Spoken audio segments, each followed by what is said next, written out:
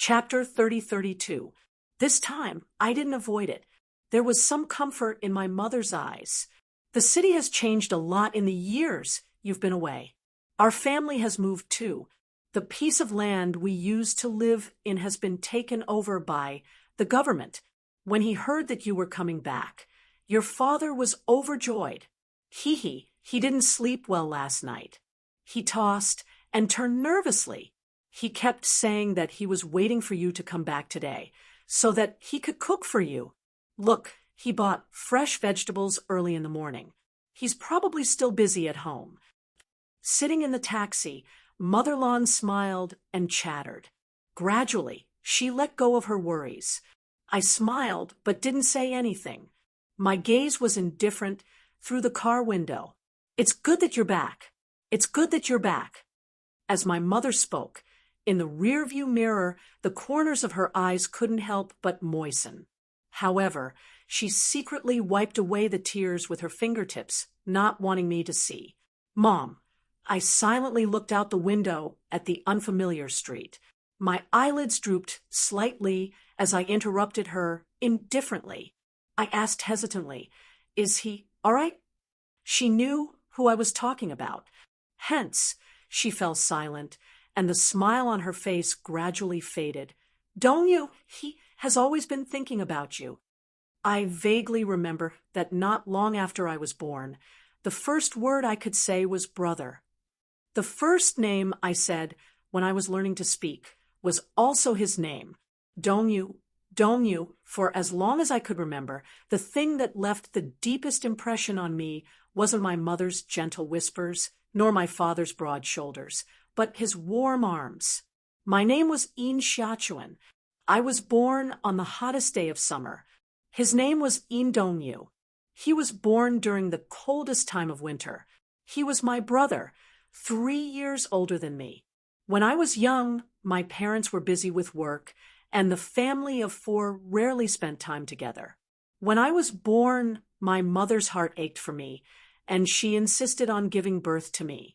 In order to avoid the policy, she fled to the countryside. At that time, the 2 of us were fostered at my grandmother's house in the countryside, and Dongyu was my greatest support. Dongyu was very good-looking. He had inherited his mother's good looks. He had delicate features and was very handsome, especially his pair of clear black and white eyes. One look at them could make people lose their souls. Hence, many girls had liked Dongyu since he was young. However, perhaps because he was born in winter, Dongyu's personality was a little cold. He had been too distant from the other children since he was young. Even his parents were a little distant from him. This coldness was even more obvious during the rebellious period of his youth. And from the beginning to the end, the only one who could freely get close to him was probably me. Perhaps it was because we were blood-related, but Dongyu doted on me to the bone. Even his parents couldn't compare to this kind of love. According to Grandma, when I was born, Dongyu was still very young. He had thin arms and legs, and there wasn't a single ounce of flesh on his arms. However, he was able to carry me steadily and never fell or knocked my head. At that time, after my mother gave birth, she wasn't in good health. Before I was a month old, she asked Grandma to take care of me. Dongyu, on the other hand, followed her silently. He had never been close to anyone since he was young, but he liked to hug me and play with me, calling my nickname over and over again. Chun-chun, chun-chun. When I cried, he patiently teased me. When I was hungry, he gently coaxed me. At night, it was Dongyu who hugged me and sang nursery rhymes to sleep. Chapter 3033. Yes, he really doted on me. I naively thought that even if Dongyu was the only person in the world who doted on me, I would still be the happiest girl in the world. I remembered Grandma mentioning that when I was 1 year old, Dongyu held my little hand and taught me how to walk step by step. He was half squatting in front of me. At that time, I was chubby from being raised by Grandma. I wore a lot of winter clothes and struggled to walk on my wobbly legs wobbling towards him with my arms outstretched. In a moment of carelessness, I fell hard, although it wasn't serious. A layer of skin was abraded on my palm. Before I could cry out loud, Dongyu's eyes turned red. He hugged me in a panic. For the first time in my life, I showed an expression other than gentleness and indifference on his face. As I grew older, I could run more steadily and gradually became sturdier. I played with the other children, playing hide and seek and catching cicadas. I was really crazy. When I was young, I loved the nighttime the most. At that time, we were still young and there were no inhibitions. Every night, Grandma would bathe Dongyu. When I was young, I didn't know what shame was. I would climb into the bathtub on all fours and squeeze with him. I especially liked to tease him. I even pointed at Dongyu's undeveloped little guy and asked Grandma why my brother's part was different from mine. Grandma would always laugh at my teasing. She would scratch the bridge of my nose and laugh at me for being shameless. On the contrary, Dongyu would be a little shy, so much so that when I was naked next to him, he would freeze and not dare to move. Grandma would apply the shower gel on us. I liked the refreshing smell very much, and I liked the fact that my body smelled the same as Dongyu's. I was afraid of the dark and didn't like to sleep with Grandma, but I was willing to squeeze into a small bed with Dongyu. At night, I would often wrap my little arms and legs around him without restraint, pestering him to play rock, paper, scissors. This boring game became the most interesting pastime. When the moon was high in the sky, I couldn't sleep. I liked to lie beside him, hold my little head, and listen to him sing and tell stories. Dongyu's voice was very pleasant. It was as clear as a wind chime, with a hint of childishness. He sang gently in my ear. At that time, he only knew how to sing a few songs that he had learned from music class. But I never got tired of listening to him. Every night in my childhood, I always fell asleep with his soft singing. In her memories of her youth, Dongyu was somewhat bland. He always locked himself in that world, either doing his homework or reading some famous works outside of class. He had been taking piano lessons since he was 6, so I often pestered him to teach me. At that time, in the eyes of many children, Dongyu was cold and unapproachable. He was so noble and aloof. Thinking of his background from the city, he was not like these wild children who grew up playing mud and catching frogs in the countryside. His body was clean, and there was a bit of scholarly elegance. This kind of temperament was not something an ordinary child could have. Good etiquette and refined speech were used by many parents as teaching materials for their children. Chapter 30-34. It's delicious. I'm asking my daughter. Yun Shirshir had the urge to roll her eyes. Unknowingly, it was getting closer and closer to her due date. Yun Shirshir's tummy was getting bigger and bigger. Perhaps big wasn't enough to describe her round tummy. In Yu Yu's words, Yun Shirshir's tummy seemed to be hiding a ball. Xiao Yichen innocently fantasized. Will there be 2 little sisters? Yun Shirshir broke out in cold sweat when she heard this. You nodded in agreement. He explained. Our family has the genes of twins. Look, Mommy and Uncle are twins, and they gave birth to us. If that's the case, we might even have twins. Xiao Yichen clapped happily. That's great. If that's the case, maybe Mommy has 2 little sisters in her tummy. This way, you can have one, and I can have one. We won't have to fight for it. Yun Shirshir laughed when she heard this. You guys are treating your little sisters like toys. Yu and Xiao Yichen chuckled. Yun Shirshir couldn't help but pour cold water on them. You guys can give up. There's only one little sister in my tummy. That's what the ultrasound doctor said. So don't harbor any fantasies that you shouldn't have. Sob. The 2 little lads wanted to cry but had no tears. In the 9th month of her pregnancy, Yun Shirshir also suffered a lot. At night, She couldn't sleep so well. Because of her lack of appetite, she couldn't eat much for dinner. Muyaja would coax her to eat some fruits, but at night, she would be hungry again. She would wake up from hunger, but she wouldn't have any appetite. Sometimes, she wouldn't wake up from hunger, but she would be awakened by cramps in her legs. Her legs were a little swollen, and she couldn't walk properly. Sometimes, when she was lying on the bed, Muyaja would massage her legs. It wasn't too hard, but it was enough to relieve her pain. She felt extremely guilty. After all, as the president, managing such a large company was not an easy job. Every day, he rushed to the company early in the morning. After dealing with the affairs, he rushed back. He also had to go for regular prenatal checkups and learn how to take care of children. He was so busy. For her, he was worried sick.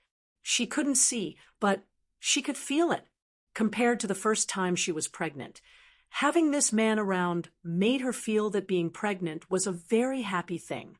Gradually, she began to feel sleepy and lazy. She did not like to go for walks anymore. However, Muyaja kept a close eye on her. It was inevitable that she would take a walk after dinner every day. The doctor speculated that the due date would be in mid-November. As the due date approached, Muyaja could not help but start to feel nervous. After waiting for so long, they had finally entered the due date without incident. The next 20 days were naturally not to be taken lightly. He took care of her even more carefully. When there were still more than 10 days before the due date, he booked a special ward in the obstetrics and gynecology hospital and arranged for her to enter. When Gong Jia found out that Yun Shishir's due date was approaching, he finished his work and rushed over. He accompanied her in the hospital every day, looking forward to the arrival of the little princess. However, just as the due date was approaching, a small accident happened. On this day, Muyaja was at the shareholders' meeting. Minyu received a call from the hospital saying that Yun Shishir's water broke. Her water broke. Chapter 30-35. Muyaja was confused. There were still a few days before the due date, and the doctor said that it wouldn't be brought forward. Only then did he feel at ease and go back to the company to handle his work. But now, someone called to say that the amniotic fluid had broken early. How could it have broken early? He left the company and drove all the way to the hospital. He arrived at the hospital anxiously. Just as he reached the entrance of the delivery room, he happened to see a few doctors walking out. He rushed forward and grabbed the doctor's collar, asking, "Where is she? Has she given birth?" "Chairman Mu, calm down. How can she give birth so soon?" He turned around and realized that there was already a group of people waiting at the door.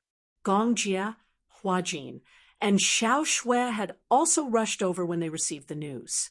Yu Yu and Xiao Yichen stood at the side with a guilty look on their faces, as if they were very guilty. There wasn't enough time to inform the others, and Hua Jin was afraid that it would be inconvenient to have too many people around, so he didn't announce it. The group of people discussed nervously at the entrance of the delivery room. They were worried, but also looking forward to it. Muyaja couldn't help but feel a headache coming on. He questioned the doctor. "Isn't the due date not here yet? Why did the amniotic fluid break early?" The doctor's lips twitched. He thought to himself, "You have to ask your wife about this." It turned out that Yu Yu and Xiao Yichen were afraid that Yun Shishir would be too bored, so they turned on the television and switched to a talk show. Just listening to a talk show could relieve one's boredom. However, this episode of the talk show was too funny. Yun Shishir listened with great interest. When she heard a joke, she laughed a little too hard and actually broke her amniotic fluid. When the amniotic fluid broke, Gong Jia was dumbfounded. He couldn't understand what was going on. He hurriedly found the doctor, who explained that the amniotic fluid had broken early. Hence, Yu and Xiao Chen shrank to the side guiltily. Her amniotic fluid had broken, so she could only hurry up and induce labor. Fortunately, the due date was not far away. It was not a big deal, but she had to induce labor. The doctor pushed Yun Shirshir into the waiting room. She had just been induced to give birth and did an internal examination. Yun Shirshir was in so much pain that she wanted to die. The internal examination was quite painful. Yun Shirshir had experienced it once before, but after a few years, she had almost forgotten it. Now that she was going through it again, she immediately regretted it. According to Hua Jin's description, her howls during the internal examination were incomparable to those of a pig being slaughtered. It was said that a woman's temper was at its worst when she was about to give birth. Yun Shirshir pointed at him and complained, "Hua Jin, how dare you gloat over my misfortune? How dare you say that my cry is like slaughtering a pig? Wait till I give birth. I won't let you off." The doctor gave her another dose of medicine and said that the cervix had only been dilated by 2 fingers. She had to wait until the cervix was dilated by 10 fingers before she could be officially pushed into the delivery room. As for the internal examination, the doctor used his finger to check the cervix's opening. After the internal examination, Yun Shirshir heard a mother-to-be screaming in the delivery room next door. "I want a cesarean section. I want a cesarean section. I don't want a natural birth." Yun Shirshir shuddered when she heard it. Although it was not the first time, when she thought about the pain during labor again, she felt a sense of bleakness like a warrior cutting off his wrist. Just as she was feeling uneasy, another pregnant woman was pushed into the waiting room. She was in so much pain that she kept changing her position. One moment, she was kneeling, standing, lying down, and wailing. When Yun Shirshir thought about how unbearable the next 10 hours would be, she became even more disheartened. The whole world seemed to have turned dark. Chapter 30-36. Muyaja walked into the waiting room and saw Yun Shirshir lying on her side on the bed in a strange position. She was hugging her round belly and groaning in pain. Her face was covered in cold sweat, as if she was trying her best to suppress the pain. Seeing her like this, he felt an indescribable pain in his heart. He had looked up a lot of information before, and it was said that it was especially painful for women to give birth. In a woman's life, the pain of giving birth was just like floating clouds. There was an employee in the company who suffered a massive hemorrhage during childbirth. It was so painful that she almost flew to the sky. He walked to the bed and sat down. Yun Shirshir turned her head and realized that it was him. She immediately complained, "Muyaja, it's all your fault. If it weren't for you, I wouldn't have to suffer like this. It's all your fault." Muyaja gave an ungraceful smile, but it was an apologetic one. Yun Shirshir felt even more unbalanced. Hearing him laugh, she said gloomily, "What are you laughing at? You still have the cheek to laugh. I'm going to die from the pain." Muyaja caressed her cheek, his gaze gentle. Now that she was about to give birth, as a man, he naturally couldn't argue with her at this time. Even if she pointed at him and scolded him, he would accept it. "If scolding me makes you feel better, then go ahead." Yun Shirshir was stunned. Another wave of contractions came. It was so painful that the corners of her eyes twitched violently. She narrowed her eyes. When she thought of the grievances and suffering she had suffered for the past 9 months, her anger flared up. "Humph, I'm not giving birth anymore." Muyaja coaxed her. Okay, I'm not giving birth anymore. I'm serious. I want to go home. If you want to give birth, you give birth. I'm not giving birth." "Okay, I'll give birth. Yun Shirshir was even angrier. He went along with her words, but she was even more unhappy. she said with tears streaming down her face. I don't want to give birth anymore. It hurts. At this moment, she couldn't care less about being reserved. She wailed, I really don't want to give birth anymore. At this point in time, how could she stop giving birth just because she didn't want to? Yaja was both angry and amused. He coaxed her gently, bear with it. It'll be over soon. He could understand her anxiety and uneasiness, but although his heart ached for her, he really wanted to bear all her pain for himself, but he was helpless. After all, he was a man and did not have this ability.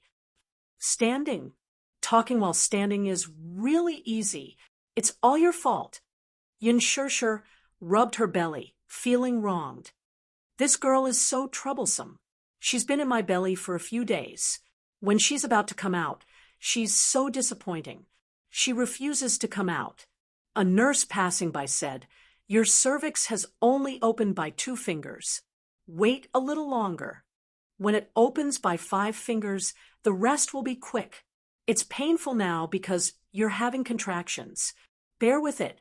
After saying that, he hurried away. Yin Shirshir groaned inwardly. Yet another person who was talking while standing there. Yaja chuckled softly. He lowered his head and kissed the corner of her lips. He said gently, be good, wifey. When our daughter comes out, I'll help you teach her a lesson and smack her. But when our daughter comes out, can you bear to do it? As Yin Shirshir spoke, she had another strong contraction and another spasm. It was so painful that she almost cried out for her mother. It was fine when it didn't hurt, but when the contractions started, it hurt so much that she wanted to scratch the wall. It was simply killing her. Yin Shirshir was in so much pain that she smashed her head against the wall. Yaja hurriedly protected her and said angrily, what are you doing? Let me faint. It won't hurt if I faint, she said self-righteously. Chapter 30:37. Yesterday, when she passed by the delivery room, she heard the people inside crying and screaming. She was still laughing, but in the blink of an eye, it was her turn. How was this giving birth? This was F*King killing her. There was a particularly strong contraction, and she was in so much pain that her eyes couldn't move. She groaned on the bed. Yaja, who was guarding by the side, was even more nervous. Gongjia and the others outside the door were also waiting anxiously. They couldn't enter, so they could only stare at each other. Gongjia, in particular, was so anxious that he called all the people in the gynecology and obstetrics department over. A group of people in white coats came over. After another examination, they said that the cervix had not fully opened. Not fully opened. Gongjia was anxious. He grabbed the doctor's collar and asked, when can I give birth? The doctor was so frightened that he couldn't speak clearly. He explained that everyone's physique was different, so he couldn't make a conclusion. As time dragged on, a few long hours passed.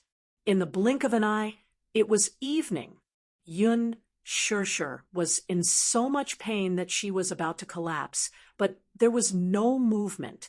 The contractions also became more frequent. Gradually, they went from 1 every 10 minutes to 1 every 3 to 5 minutes. The nurse told her to rest for a while and save her energy. If she really gave birth later, she wouldn't have the energy to give birth. That would be really troublesome. Yin Shirshir thought to herself, I want to sleep too, but the problem is that I can't. Yaja remained patient, silently praying for his daughter to come quickly. He even put his hand on his stomach and said to the little guy in his stomach, Yueyao, come out quickly. Don't torment your mommy. Yin Shirshir gritted her teeth, exasperated. What was the use of this? At night, they did another internal examination. The nurse shook her head and said that it was only 3 fingers. What? After so much time, it was only 3 fingers. Yin Shirshir was so angry that she fainted.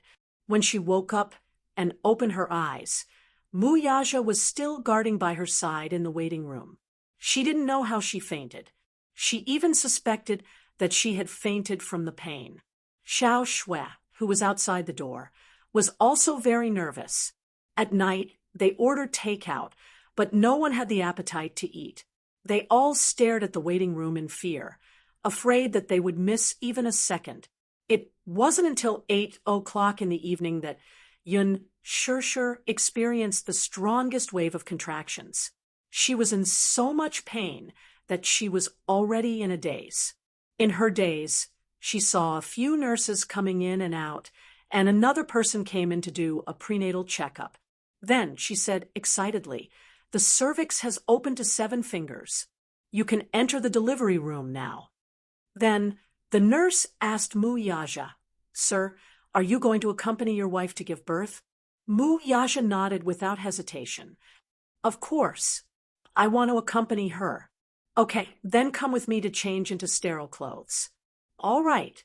Muyaja turned around and held Yun Shishir's hand tightly. He smiled and said, "Madam, wait for me, okay? I'll be right there." "Okay." Yun Shishir nodded weakly. Muyaja turned around and left. A few minutes later, a few nurses walked in and pushed her into the delivery room. Only then did she regain consciousness. However, the cervix was still open. Every minute and every second was a living torture. Chapter 3038. When Muyaja walked in after changing his clothes, he saw her lying on the bed. Because she had struggled, her face was extremely haggard, her hair was disheveled, and her clothes were disheveled. He was stunned for a few seconds before he reacted. He walked to her side and held her hand tightly, his heart aching for her. Yun Shishir called out his name in pain. "Muyaja, I'm here. Hubby, I'm here. Hubby, I'm in so much pain that I can't take it anymore." Muyaja's heart ached terribly. "What do you mean you can't wake up?" "My wife can do it." "I don't want to give birth anymore." Boo-hoo. Yun Shishir was utterly defeated. Muyaja's eyes were red with heartache. He turned around and grabbed the nurse. "My wife said she doesn't want to give birth anymore. She's in so much pain. Is there any way?" The nurse said, "Wait a moment." Then she turned around and left. After a while, the nurse came back with a delivery ball. It was about half the height of Yu's body. It was very elastic and looked like a bigger yoga ball. She said, "Help your wife sit on this ball and weigh it a few times. This will help open the cervix." Muyaja nodded and helped Yun Shishir sit on the delivery ball. He supported her body and supported her steadily. If it were in the past, this would be too childish and he would never do it. But now he was willing to pay any price to help her get rid of her suffering. Yun Shishir was tormented by wave after wave of excruciating pain. This time, the pain wasn't like before. It was as if 2 of her bones were being separated bit by bit. She was in so much pain that she desperately grabbed Muyaja's arm. Her other hand was like a cat, desperately scratching whatever she could reach. Muyaja looked at her frantic expression, and his heart ached so much that he almost suffocated, especially when he saw that her nails were broken and embedded in her flesh because of her scratching. His heart ached even more. He suddenly stretched out his arm and said, "If it hurts, bite me. Don't torture yourself like this." Yun Shishir hugged his arm, feeling wronged. She opened her mouth and bit him, but she couldn't bear to use force. When the nurses saw this scene, especially when they saw the heartache in Muyaja's eyes, they felt warmth in their hearts. Many husbands had accompanied their wives to this delivery room before, but most of them stood there like a block of wood. Among them, there were even some men who were impatient and full of complaints. When dealing with their wives, they did not have anything good to say to comfort them. They only said, "Bear with it, bear with it." During the delivery, many men were stunned by the scene. Some of them couldn't accept it and ran out. But this man was different. His heart really ached. Gradually, Yun Shirshir felt that she couldn't take it anymore and wanted to lie down on the bed. The nurse came over to take a look and said that it was about time, so she helped her lie down on the bed. Lying on the delivery bed, the pain engulfed her all of a sudden. Yun Shirshir felt as if she was struggling on the sea and was about to drown. Wave after wave hit her, and the whole world was spinning. Harder, the nurses rushed up and surrounded Yun Shirshir nervously. Mu Yaja held her hand tightly by the bed and encouraged her. Shirshir, you can do it. You're almost out. As he said this, he followed the nurse's instructions and stuffed a piece of chocolate into her mouth. Chapter 39. At midnight, after 4 hours of torment in the delivery room, Gong Jia and the two little fellows were pacing around anxiously outside the door when they heard a long and crisp cry coming from the delivery room. Gong Jia was so shocked that he rushed to the door and looked inside excitedly. Soon, a nurse walked to the door and said with relief, "It's done. It's done. Mother and daughter are safe. Mother and daughter are safe." Wow. Sister is out. The Mu family's beloved little princess had finally arrived in this world under everyone's anticipation. Gong Jia was so excited when he heard this that he immediately hugged Yu and Xiao Chen. He was as happy as a child. Yu was overjoyed. Uncle's beloved niece is finally here. Uncle has been waiting for a long time, but it's not in vain. When Yun Shirshir was pregnant, Gong Jia often video called her across the ocean. He was also having fun. Like Mu Yaja, he said to her stomach in all seriousness, "Yueyao, it's Uncle. We'll be able to see each other in a few months. Uncle will be waiting for you." Therefore, when he knew that Yun Shirshir was about to give birth, Gong Jia immediately flew over. Unfortunately, Yun Yecheng could not be present at such an important moment. He could not walk and could not leave the breathing mask. Therefore, it would be difficult for him to see this scene with his own eyes. Xiao Shui was also very excited. She hugged Hua Jin without reservation and laughed heartily. Hua Jin waited silently at the door for a long time. He finally heaved a sigh of relief when he learned that the mother and daughter were safe. "Oh my, it's a little princess. She's so beautiful." The nurse carried the baby, wiped his body clean, pressed his footprints, and weighed him. After a series of examinations, the baby was very healthy. He opened his two chubby little paws and cried loudly. His voice was clear and loud. She was placed in a swaddle and carried to the man who was waiting by the bed. After giving birth, Yun Shirshir was exhausted. Her clothes were wet with sweat. Mu Yaja's heart ached for her. He kept kissing her and smiling, but his eyes couldn't help but become wet and red. "Shirshir, I love you." He kept kissing her, but he didn't get tired of it. Yun Shirshir didn't have the strength to respond, but she heard his mellow voice choking with emotion. Her nose was also a little sore. "I love you too." Mu Yaja sighed in his heart. Gestation is such a miraculous thing. He had once again created a cute little life with her. Unlike her first pregnancy, this time he had been by her side the entire time. And the most fortunate thing was that he had witnessed this moment with his own eyes. Thank God, mother and daughter are safe. "Sir, look, your daughter is so beautiful. He was just born, but he has a head of shiny black hair." Mu Yaja immediately and carefully took the child from the nurse's arms. He finally saw the little guy who had been in her stomach for more than 9 months. His expression was a little sincere and solemn, and even a little nervous.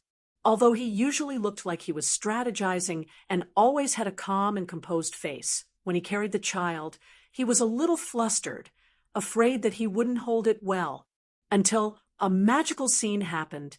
For some reason, the child stopped crying when she was in his arms. Chapter 30-40.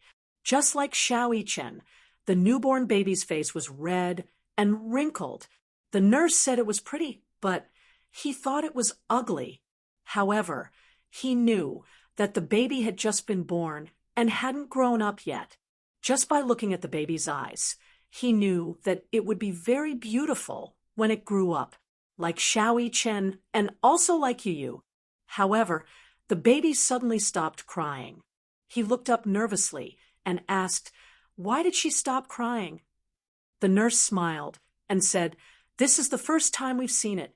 She was crying so much when she was in our arms. Why did she stop crying when she was in your arms?" "Maybe the father and daughter have telepathy." "Don't worry, sir. We've done a checkup. The baby is very healthy." Mu Yaja's heart finally calmed down. It was a good thing that the baby was healthy. The more he looked at the chubby little angel in his arms, the more satisfied he felt. There was a doting smile in the corners of his eyes, and his expression relaxed a little. As he smiled, the baby's lips curled up slightly as if she was smiling. He was surprised, so he carried the baby to Yun Shirshir and said gently, "Honey, look, Yueyao is smiling." Yun Shirshir held onto the railing of the delivery bed weakly and sat up slightly. Suddenly, she smiled weakly and said, "I can't see." Mu Yaja felt a little upset when he heard that. "Can I touch her?" The nurse said, "Yes, you can." She reached out and touched the baby's lips. She was surprised when she touched the baby's lips. She's really smiling. Mu Yaja was worried that she wouldn't have the strength to sit up properly, so he carried the baby closer to her so that she could get closer to the baby. Yun Shirshir's heart suddenly surged. When she first found out that she was pregnant, she was a little taken aback. She thought that having Yu and Xiao Yichen around was enough to cause a ruckus. But when she saw this little guy with her own eyes, her heart was filled with endless emotions, and the corners of her eyes couldn't help but become moist. She suddenly felt that the pain she had suffered just now wasn't in vain. If her child could be born healthy, all the suffering she had suffered would be worth it. So cute. Her maternal instincts were stimulated to the extreme as she reached out to carry the child. Mu Yaja carefully watched over her and realized that although she was exhausted, she was still able to hold the child steadily. This was probably the power of motherhood. "Yueyao, you're finally here. Daddy and Mommy have been waiting for you for a long time," Yun Shirshir said, and gently kissed the corner of her eyebrows. She touched the baby's eyes and found that she couldn't open them. Her eyes were closed, and her eyelashes were long, thick, and slightly curled. In this aspect, she resembled her father a lot. In her warm embrace, the baby suddenly opened her mouth and moaned. Her little mouth moved a little, as if she wanted to suck on something instinctively. The nurse was amused. "She's going to drink milk." Yun Shirshir asked, "Can she eat now?" "There's no rush to feed her. The little guy is so obedient and doesn't make a fuss. There are so many babies who just came out, and they're crying so hard. She must take after her father in this aspect, right?" Mu Yaja's face strangely turned red, and he smiled. He was actually shy. "Don't say any more. Daddy is shy." Chapter 3041. "Hubby, you're going to be a father again." He smiled, raised his hand, and gently caressed her cheek. Touched, he said, "My wife, it's been hard on you." "I won't." Yun Shirshir lowered her head again and blinked. She wanted to see the little princess more clearly, but her vision was blurry. Even though she couldn't see, she felt more satisfied and happy with the child in her arms. "As long as she can be healthy, I feel that all the pain and suffering is worth it. Are you tired? Why don't you rest for a while?" Mu Yaja took the child from her arms, not wanting her to work too hard. Yun Shirshir nodded and didn't force herself. She was happy that the child was born and wanted to hold it for a while longer. However, She was really exhausted after such an experience. Hence, she closed her eyes and fell asleep very quickly. When she woke up again, she had already been sent back to the ward. When she was awake, she heard Gong Jie and Hua Jin arguing. Yueyao was smiling at me. This means that my niece and I have telepathy, Hua Jin emphasized. Before you came over, when I held her little hand, she was already smiling. Shut up. It's true. You're being unreasonable. Do you believe that I'll beat you up? I do. Then tell me, who exactly was she smiling at? You. Gong Jie's domineering tone and Hua Jin's resentful tone formed a stark contrast. The child had already been sent to the room. Gong Jie and Hua Jin rushed overexcitedly to see the little princess. Hua Jin was the first to go up and grab Yueyao's hand. In the end, just as Yueyao's lips curled up, Gong Jie came over and saw it. He was pleasantly surprised and said that his niece was smiling at him. Hua Jin emphasized that Yueyao was smiling at him, and he just happened to come over. The Gong Jie could not take it anymore. His face immediately darkened. Mu Yaja stayed by her bedside and held her hand.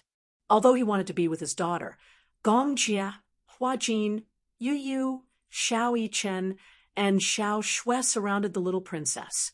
With so many people accompanying the little princess, he felt sorry for his own woman and naturally wanted to protect his wife. For his little princess, his daughter had suffered so much. She was a daughter after all, so there would be a lot of time to accompany her in the future.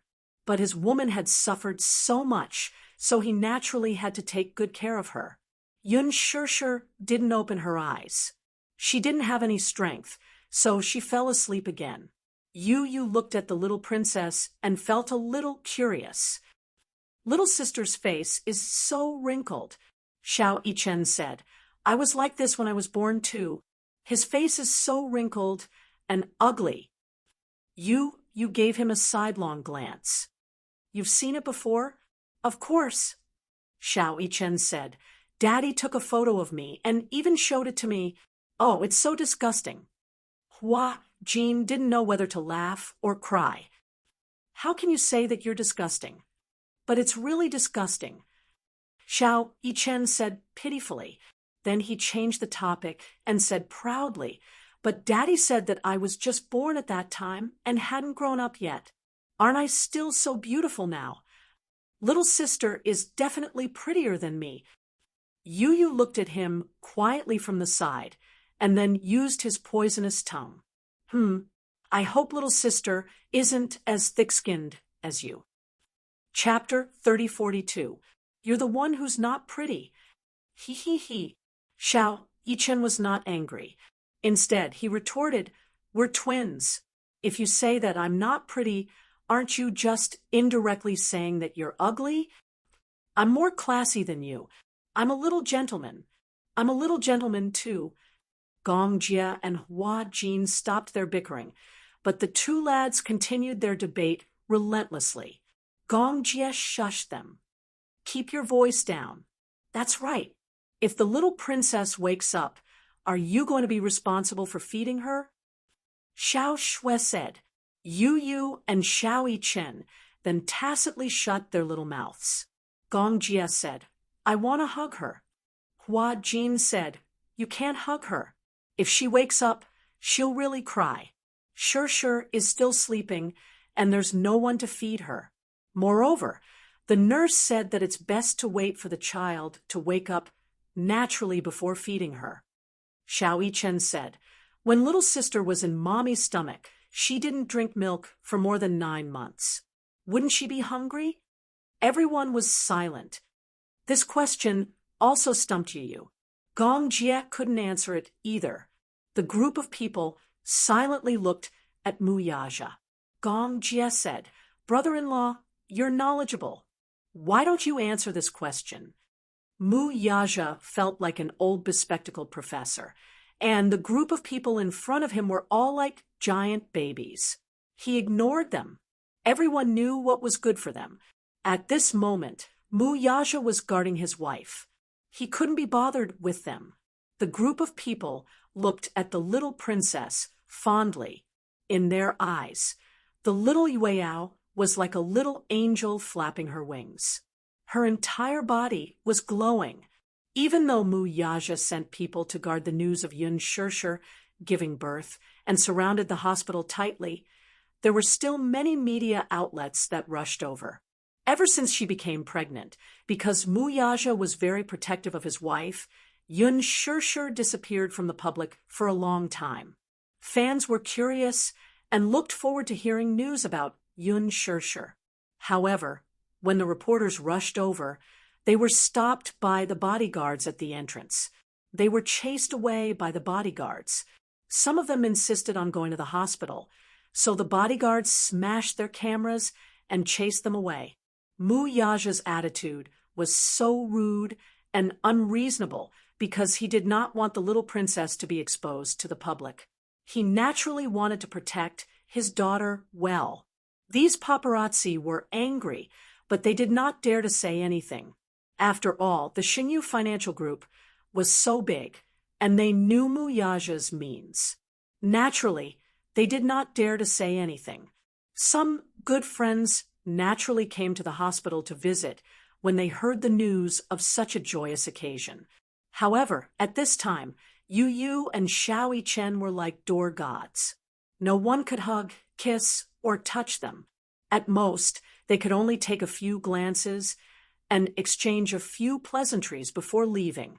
When Qinzhou rushed over, he was not even allowed to enter the door because the little princess was awake, and Yun Shirshir was breastfeeding her. He came in a hurry because he took time out of his schedule.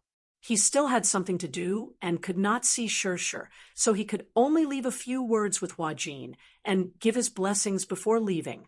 As soon as Qinzhou left, Jiang Shen and Lu Jinyu came with fruits and some tonics. Just as they reached the door, they were chased away by Muyaja. Chapter 3043. Jiang Shen felt that it was unfair and complained to his boss. Can't we even visit the little princess? That's right. You're her uncle, after all. Why should you visit her? Muyaja glared at Jiang Shen and asked, has the acquisition of Solomon been settled? Jiang Shen looked away guiltily. He then questioned Lu Jinyu, has the Central Jin Guang land auction been registered? Lu Jinyu coughed and cleared his throat. Why aren't you getting lost? Lu Jinyu and Jiang Shen wiped away their bitter tears and returned to the office with their arms around each other's shoulders. A week after Yu Yao was born, her face was no longer wrinkled like when she was just born. The little girl's face had already returned to its original color. It was white and tender, as if it could be broken by the slightest breeze. Sometimes, Yun Shirshir would sigh with emotion as she hugged Yueyao. This was probably bliss. However, there were also times when she felt blissful. For example, when she was breastfeeding, the little Yueyao would snuggle in her arms and enjoy the milk. Perhaps because the little Yueyao was extremely hungry, she would use a lot of force when she was suckling, as if she wanted to suck her entire soul away. Muyaja said that this girl was like a greedy little cat when she was suckling. Yun Shirshir felt that it was especially so, but she was so happy and fierce when she was suckling. It was quite painful. Why was she so greedy? When Yu was suckling, she wasn't like her. She was very reserved and quiet. She wasn't so fierce. But then again, why else would there be a saying about using all the strength of suckling milk? This frankincense was quite magical for a baby in swaddling clothes. Every time she was breastfeeding, she would carry the crying baby into Yun Shirshir's arms. The little guy would almost instinctively burrow into her arms, accurately suckle his target, and then suckle hard. You said that she had seen a piglet sucking milk under an old sow's stomach on television. It was just like this. Although they did look alike. However, Muyaja was the first to disagree. Who are you calling a piggy? Who's the old sow? Yu smiled apologetically and turned to leave. This brat deserves a beating. Muyaja immediately coaxed her. Don't listen to him. You're not an old sow. She had originally thought that it was just a child's babble, but this man explained it seriously and even coaxed her. The more she listened, the more uncomfortable she felt. When she was breastfeeding, he was watching from the side. He was completely focused and did not take his eyes off her. He leaned very close to her and watched as the little princess's little mouth opened and closed. Unexpectedly, she also swallowed. Yunshusher was shocked and asked, "What's that sound?" Why did it sound like he was swallowing his saliva? Muyaja snorted coldly, sounding displeased. Nothing. Seeing how the little Yueyao was eating so well and was leaning on Yunshusher's chest, occupying the spot that originally belonged to him, Muyaja felt a little uncomfortable. Fortunately, it was a daughter this time. If it was a son, he would feel even more indignant. However, was it because she was a little princess? He was happy to give her this privilege. Yunshusher did not know whether to laugh or cry. What's the matter? Gluttonous. Yunshusher blushed and couldn't help but push him. Hey, don't tell me you want to drink milk too? Yes. Chapter 3044. Hey, don't be rash. You have such a big appetite. If you finish it all, what will Yueyao drink? Uffed. He couldn't help but give in when he saw how serious she was. He scratched her nose lightly and said, I'm just teasing you. Yunshusher laughed and said, I'm teasing you too. The two of them looked at each other and smiled. The deep love in their eyes couldn't be concealed at all. Outside the door, Yu and Xiao Chen were sitting on stools. Even though the two little guys were still young, Muyaja insisted that they stay away when Yunshusher was breastfeeding. His attitude was not to be disobeyed. Yu said indignantly, Humph, Daddy is really narrow-minded. Xiao Chen said, enviously, looking at little sister drinking milk, I actually feel that she's enjoying it. Poor me, I grew up drinking milk powder. Yu asked curiously, what milk powder did you drink? Xiao Chen shook his head. I don't know. I didn't know anything back then. I stopped drinking milk when I was 3. Oh, I'll ask Daddy later. Seeing that Yu was so insistent on knowing the brand of milk powder, Xiao Chen couldn't help but feel puzzled. You want to drink it too? No. Then why do you keep asking about the brand of milk powder I drink? Yu said seriously, if little sister drinks milk powder in the future, she won't drink this brand. Xiao Chen was shocked. Why? I suspect that you're so stupid because you drank this brand of milk powder. Xiao Chen was once again struck by Yu's venomous tongue. He slumped into the chair, unable to get up. However, after spending so much time together, Xiao Chen was already used to Yu's venomous tongue. He ignored Yu and clenched his little fists tightly as though he was making a vow. He encouraged himself and said, in the future, with a woman in our family, I must become stronger. Only then can I protect Mommy and my beloved sister. Yu said, you just have to be smarter. Don't drag your sister down when the time comes. Xiao Chen felt wronged and said, Yu, my heart hurts when you talk about your brother like that. Since you know that your brother is the oldest, it'll be embarrassing if little sister crushes your IQ in the future. Yu continued. In the future, when little sister goes to school, she'll come to you with her homework. If you can't answer the questions correctly, little sister will despise you. Little Chen hummed an acknowledgement before saying, Don't I have you?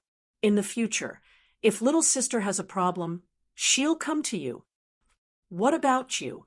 Yu looked at him with disdain. Me. Xiao Chen smiled proudly. If anyone dares to bully little sister in the future, I'll let them have a taste of my fists. violent maniac. What else can I do? Xiao Yichen put his hands on his hips indignantly. If little sister gets bullied outside, do you think she can rely on your fancy martial arts skills? You blushed guiltily. Indeed, his fists and kicks were no match for Xiao Yichen's. He didn't know where Xiao Yichen got his strange strength from. After feeding Yueyao, little Yueyao settled down. Mu Yaja opened the door and let the two little guys into the room. Yu ran to the bedside, excitedly. He straightened his neck and said, "Mommy, Mommy, I want to hug little sister." However, Mu Yaja said, "No." Chapter 3045. When Yu heard this, she pouted and said unwillingly, "Why? What if your arm can't hold little sister, and she falls?" Xiao Yichen came over and opened his arms. "Mommy, let me hold her. I'll hold her properly, and not let her fall." Mu Yaja groaned, but did not reject him. Yun Shishir also trusted him. He was taller than Yu, and would definitely be able to hold the little princess steadily. However, she was still a little worried and asked, "Do you know how to hold her?" Xiao Yichen nodded vigorously. Yes. The confinement nanny taught me. I learned it very seriously. The way to hold a child was also very particular. If the position was not right, the child would feel uncomfortable and cry loudly. Moreover, the bones of newborn babies were very soft. If one was not careful, it was possible to hurt the baby. Yun Shishir reminded him, "Then you must be gentle and be careful." Okay. Xiao Yichen immediately walked over and took little sister from Yun Shishir's arms with a sincere expression. Yu stared at them from the side. When she saw that Xiao Yichen could be held, but she was not allowed to, she couldn't help but feel a little jealous. Biased. Daddy is biased. Mommy is biased too. He crossed his arms and sulked. He turned his head away and ignored them. Yun Shishir smiled, helplessly. Then she heard Xiao Yichen suddenly whisper, "Little sister opened her eyes. She's looking at me." When Yu heard this, her anger immediately dissipated. She quickly went over and saw that the little princess, who was in Xiao Yichen's arms, had suddenly opened her eyes. She had a pair of big, clear eyes. Her eyelashes were long and curly, and her eyeballs were as black and shiny as onyx. She blinked and clenched her little fists. As she looked at Xiao Yichen, the corners of her eyes curved. Her cherry lips parted and revealed a bright smile. When Yu saw this, her heart almost melted. Her face flushed red, and she wished she could snatch little Yueyao into her arms and hug her properly. However, this was just a thought. Yun Shishir suddenly said, "Does this child really like to cry? I saw other babies cry in the middle of the night after they were born. But little Yueyao only cries when she's hungry." When the confinement nanny changed her diaper, she was also surprised. She said that it's a miracle that she was born to smile. Mu Yaja said, "Little Yueyao Yu." Little Yichen doted on her and carefully hugged her. However, to his surprise, little Yueyao reached out a chubby little paw and suddenly grabbed his collar. He did not know where she got her strength from, but she held on tightly. With a tug, her two little feet suddenly kicked, as if she was excited. Yu's face flushed red when he saw how adorable little Yueyao was. He clamored for a hug and turned his head to plead, "Daddy, can't you let me hug her? I'll sit on the bed and hug little Yueyao carefully. She won't fall." When Mu Yaja saw that he really wanted to hug little Yueyao, he nodded and said, "Okay." Thus, Yu excitedly took little Yueyao from Xiao Yichen's arms. He had learned how to carry babies from the confinement nanny, and he had learned it together with Xiao Yichen. This was the first time he carried little Yueyao in his arms. She was so small and soft that he could not bear to use his strength. Chapter 3046. When little Yueyao saw him, she was also curious. She widened her eyes slightly and looked at him curiously.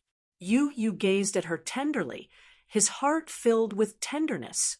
He had been looking forward to this little thing for a long time. He had always dreamed of having a younger sister and had been looking forward to it for a long time. He also had high hopes for Yaja. Fortunately, his daddy had not let him down and had not made him wait for too long. His younger sister had been born for more than a week. Because she was sleeping most of the time, he rarely saw her open her eyes. Especially when she was smiling with her eyes open, it was very rare. Once, he heard his daddy mention that his younger sister loved to smile. When she smiled, her eyes would curve like two crescent moons. He was even more curious, but he never had the chance to see it.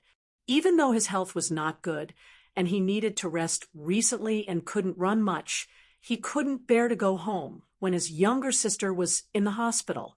Every time he reluctantly went home and lay in bed, the image of his younger sister's young face would always appear in his mind.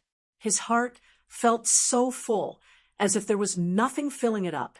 There was a voice that kept repeating, You finally have a younger sister. From now on, you must be the best brother in the world. Let your younger sister be the happiest sister in the world.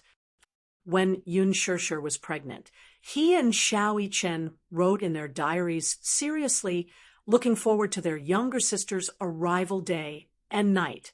When Jiangli came to visit Yun Shishir, she deliberately teased him and said, When you have a younger sister in the future, Daddy and Mommy will dote on her. They won't dote on you anymore. Now that the two-child policy was fully open, every family could have a second child. Jiang Li also wanted to have a second child. She wanted to have another son so that she could have both a son and a daughter. However, when she accidentally mentioned this to her daughter was very resistant and said that she didn't want a younger brother or sister. If she had a second child, she would run away from home. Nowadays, the majority of people were only children. However, when the second child era came, many older children were very resistant to it. Originally, the family revolved around one person. If they had a second child, it would mean that the younger brother or sister would take away the love that originally belonged to them. Naturally, the eldest son was unwilling. However, Yu said, Even if my younger sister is born, Mommy will still dote on me. Says who? Look, your younger sister is so cute. Your mommy loves her so much. From now on, her love will not only belong to you and Xiao Chen. When Yu heard this, he smiled and said, If it's a younger sister, it's okay. He lowered his head and looked at the crib. His heart seemed to be filled with tenderness as he looked at the little life dotingly. He said softly, If it's a little sister, it's okay to share all the love that Mommy has for me with her.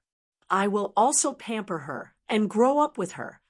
Jiang Li looked at him in surprise, only to see the gentleness in his eyes. He was so touched by this child. She said to Yun Shishir, Shishir, you're so lucky to have these two considerate kids. And I'm so jealous of you. Yun Shishir was also very touched. She had asked Yu in private if he would be jealous if they revolved around their younger sister in the future. Chapter 3047. Yun Shishir's heart was filled with warmth when she heard these words. At that moment, Yu hugged his little sister. His heart was filled with emotions. Ever since his little sister was born, there had been constant changes. Even though these changes were minimal, in Yu's eyes they were huge changes. Now, she was gradually growing up. He lowered his head and sniffed gently. The little one had a milky fragrance that was unique to babies. How fragrant! Could it be that he was like this when he was young? Yu was thinking about it. However, the moment he lowered his head, little Yueyao's nose suddenly wrinkled.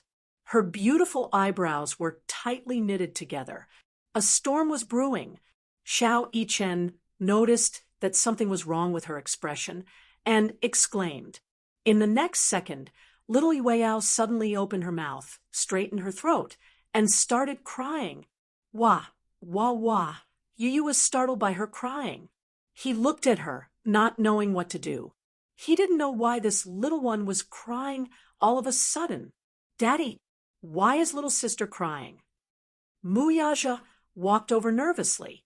When he saw little Yueyao crying at the top of her lungs and her little face flushed red, he thought that she was feeling unwell. He was also puzzled. He asked, could she be hungry? Yun Shirshir said strangely, she just breastfed. Why would she be hungry again? Xiao Yichen said, could it be that it's time to change the diaper? The confinement nanny said that if little sister pees, she will feel uncomfortable and cry. Mu Yaja placed little Yueyao on the bed.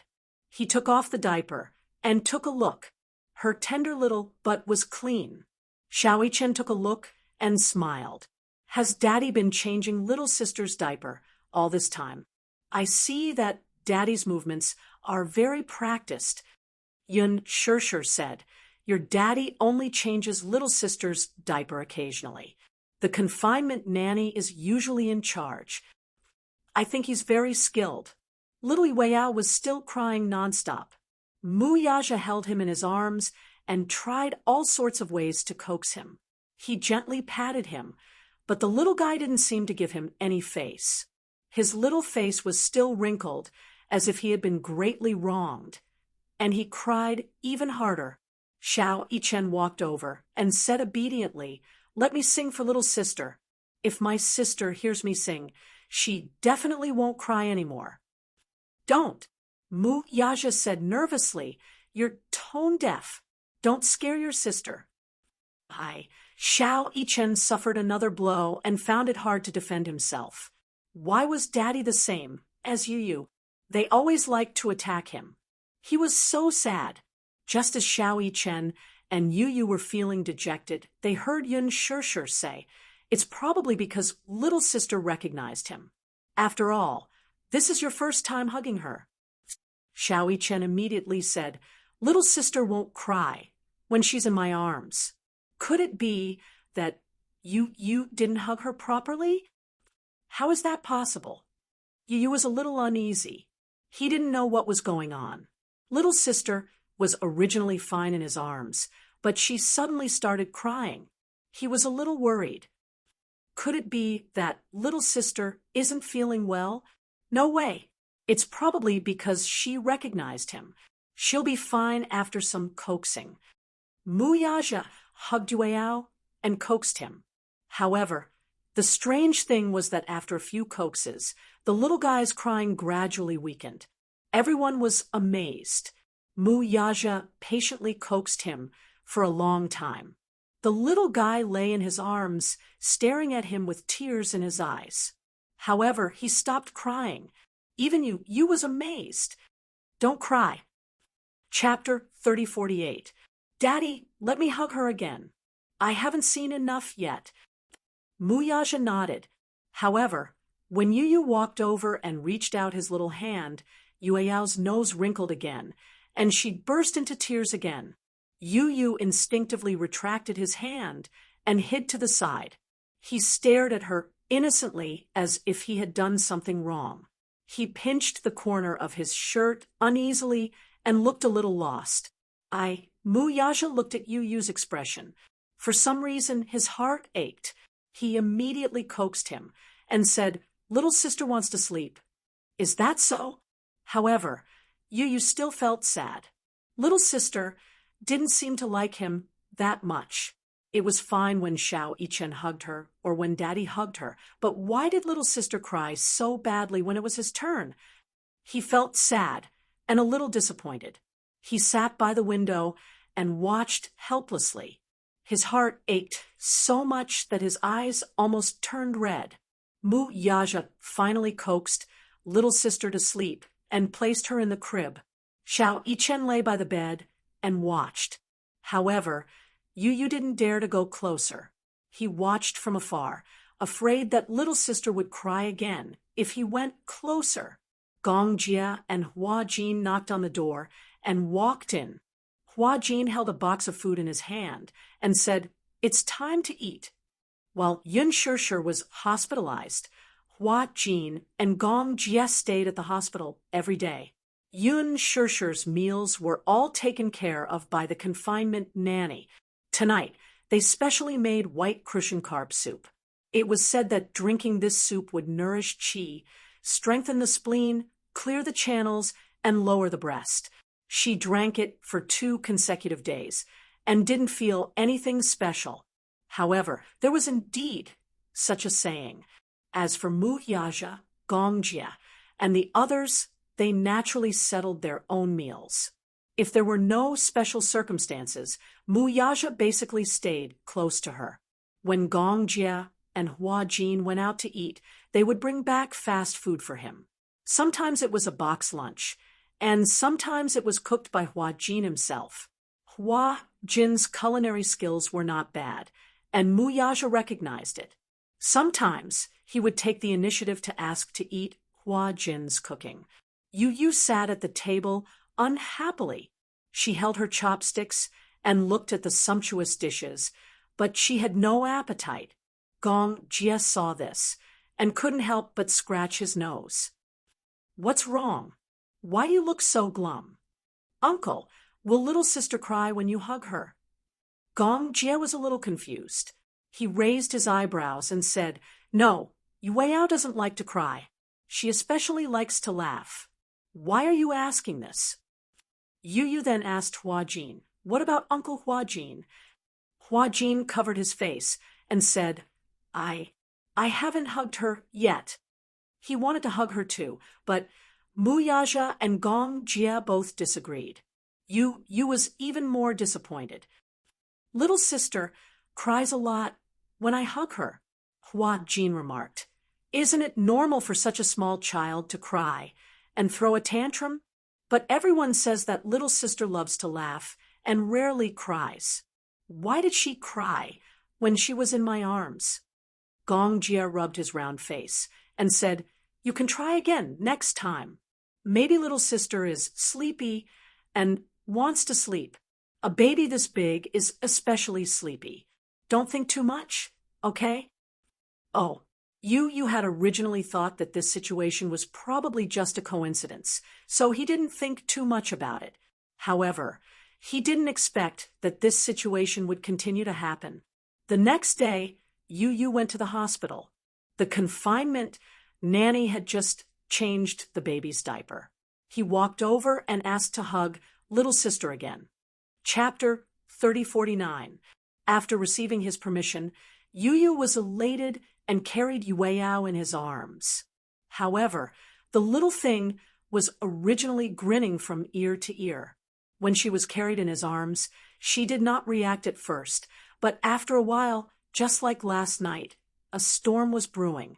She whimpered for a while, blinked her eyes, and 2 drops of tears fell. Her tears fell rapidly and slid down her cheeks. Her cries were earth-shattering as they escaped her little mouth from her throat. Yu was caught off guard. He watched as her little mouth opened wide. He could even see the quivering little tongue in the depths of her throat. "Wah!" The little one opened her mouth and cried earth-shatteringly. She even lifted her little leg and kicked his arm, as though she despised him. She used a lot of strength. Yu was in pain from the kick, but he didn't dare to let go, for fear that he would hurt his little sister in his arms. The confinement nanny hurriedly took the child from him and coaxed her for a long time. In the end, she still ended up in Yun Shishir's arms. Only then did she stop crying. When Yu saw that this situation had repeated itself, he was extremely upset. He sat in a corner with his handsome brows slightly furrowed. Disappointment was written all over his face. Yun Shishir couldn't see the disappointment on his face, but Mu Yaja could. He pulled him to the front of the room and stared at his face as he asked, "What's the matter? You don't look happy." Daddy. Yu fiddled with his soft fingers, feeling aggrieved. His eyes suddenly reddened, and his voice became choked with sobs. He sounded as though he was about to cry. Does little sister not like me? Muyaja was stunned. He frowned and asked, how could that be? Little sister must hate me. Otherwise, why would she cry whenever I hug her? Yu sobbed as though he had suffered a great grievance. His tears fell instantly. He raised his hand and wiped away the tears at the corners of his eyes. He sniffled and was extremely upset. He rarely cried, and even more rarely showed such a helpless and flustered expression. He always had a calm and collected expression, probably because he was too sad, too upset, and also a little scared. His imagination was running wild, and he was worried that his sister really hated him. So he felt very wronged. Muyaja had never been good at comforting others. Seeing that little munchkin was so upset, he only patted him on the shoulder lightly, but it was difficult to console him. When Yun Shirsher heard this, she felt a sharp pain in her heart. She immediately said, Yu, don't let your imagination run wild. Little sister, why would little sister hate you? Then why does she cry whenever I hug her? He was even more aggrieved. I didn't want little sister to hate me. To his tears as to, S's twos, he's even still little to you as twos. I like little sister so much. I think she likes me as her brother too. Muyaja hugged him gently. Xiao Yichen was beside them, but he didn't know how to comfort him. At this moment, the confinement nanny walked over and said with a smile, Yu, could it be that the smell of Chinese medicine on you is too strong? Although little sister is still young, her nose is very sensitive. Of course, she doesn't like the smell of Chinese medicine. When Xiao Yichen heard this, he immediately leaned over and sniffed his body. He nodded and said, yeah, the smell of Chinese medicine is indeed a little strong. He had indeed been drinking Chinese medicine for the past few days. Is that really the case? Yu stopped crying. He raised both his arms and sniffed himself, but he couldn't smell anything. This was because he had been drinking Chinese medicine, and his nose was already used to the smell. He couldn't smell anything strange anymore. Chapter 3050. His heart wasn't good. Every time the season changed, his heart would palpitate if he didn't take care of it.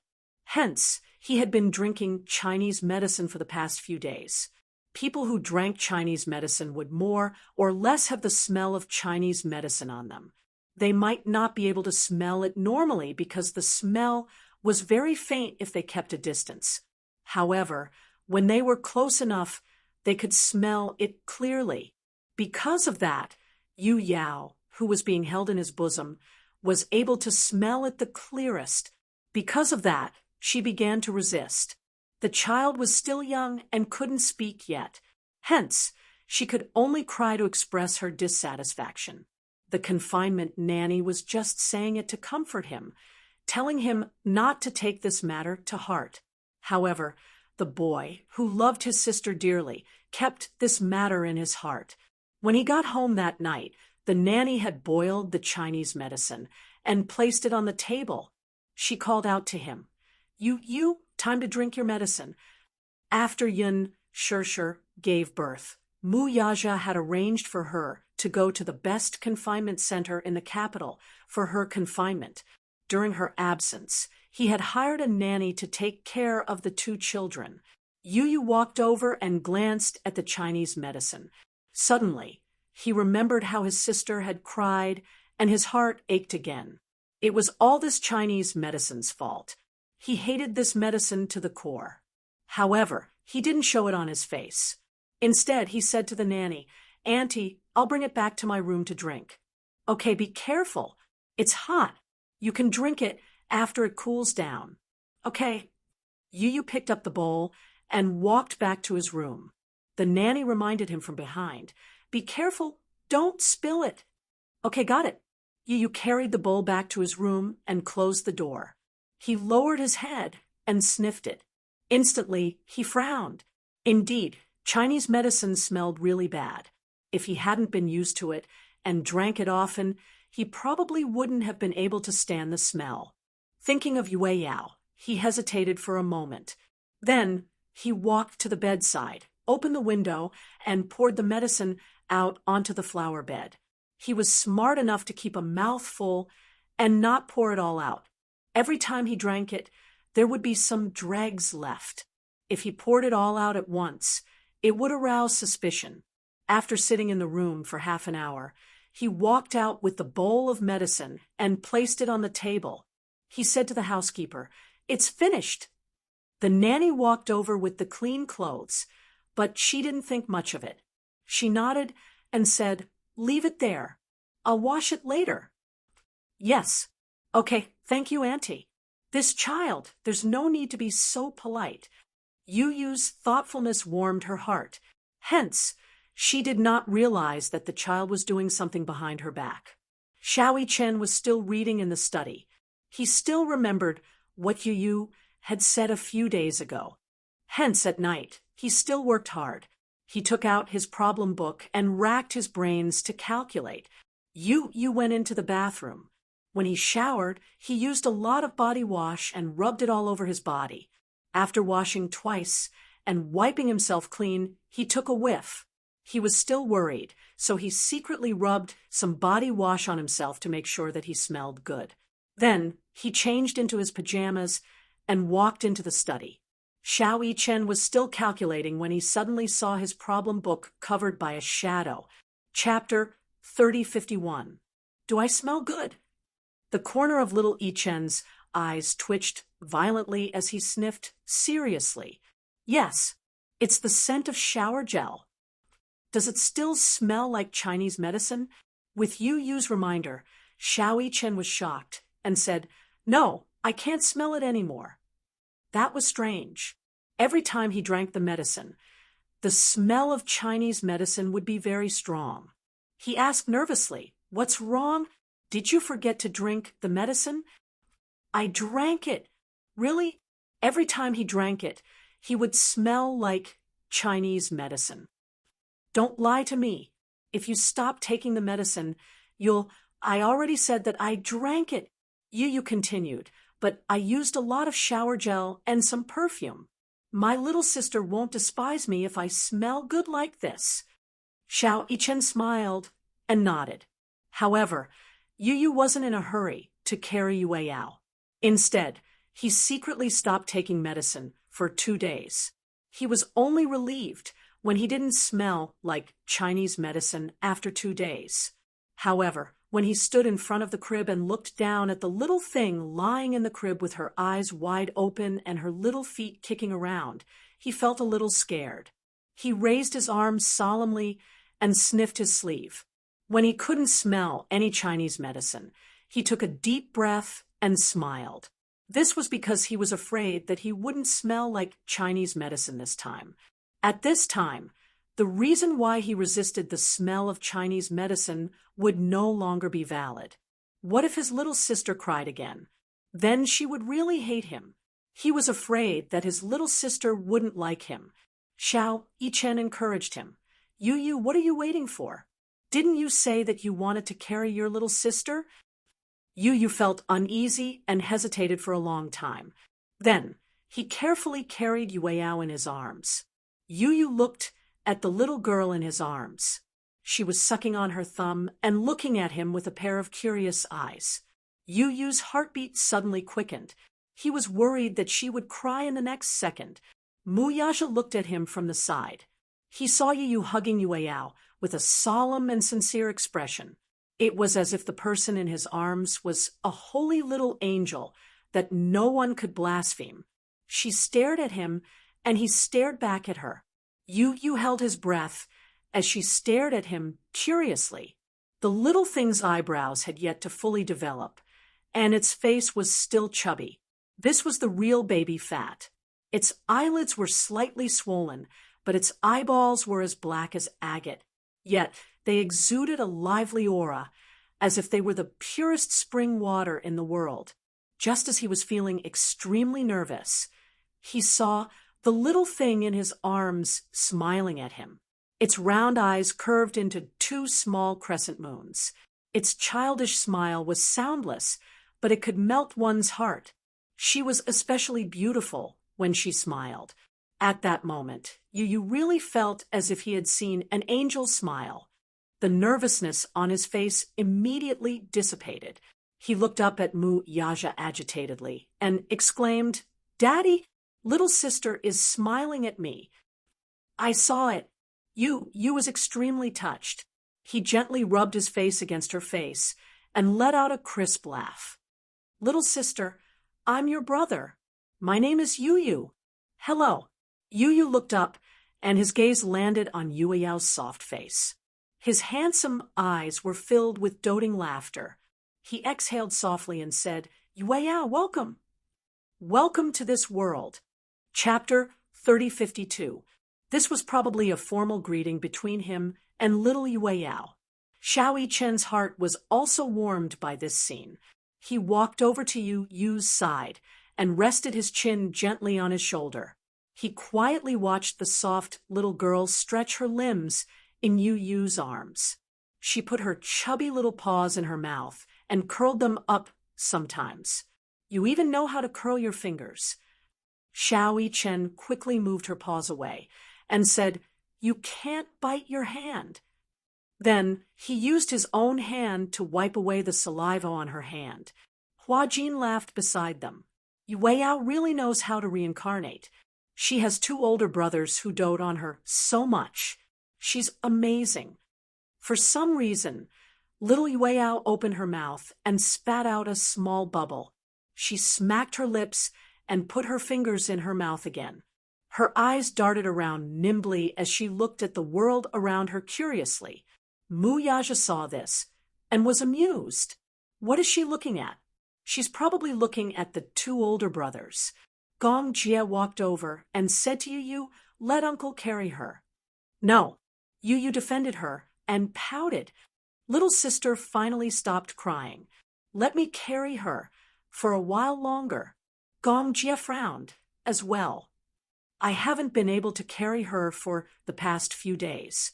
Little Yueyao wants to see uncle too. Let me have her." Yu turned around and refused to let him have her. Xiao Yichen was amused by this and said, "From now on, little sister won't have to walk anymore. When we go out, I'll have to carry Yu. Yu will have to carry mommy, and uncle and daddy will have to fight with me to carry her. Don't tell me her calves are going to become ornaments." Yun Shusher leaned on the bed and said with a smile, "All right, stop messing around with her. Give her to me. It's time to feed her."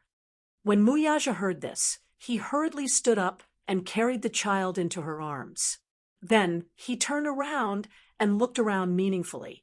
Everyone received his gaze and tactfully walked out of the door. Only after everyone had left did she lift her clothes to feed her nipple. While the baby was suckling, Mu Yaja sat by the bed and looked around. Suddenly, he said, "This baby's eyes are like yours." "How can you tell?" "I can tell just by looking at the outline of his eyes." Mu Yaja gently pinched her cheeks, not daring to use too much force. It was just a symbolic touch, and it felt as smooth as milk. He added, "Someone like you will definitely be a beauty when you grow up." Didn't they say that daughters look a little like their fathers? He still couldn't tell right now, so he couldn't rush to a conclusion. "I think that if a daughter looks like you, she'll be even prettier." Mu Yaja looked at her, his heart filled with infinite tenderness. It was a little different from when he held Mu Yichen in his arms when he was born.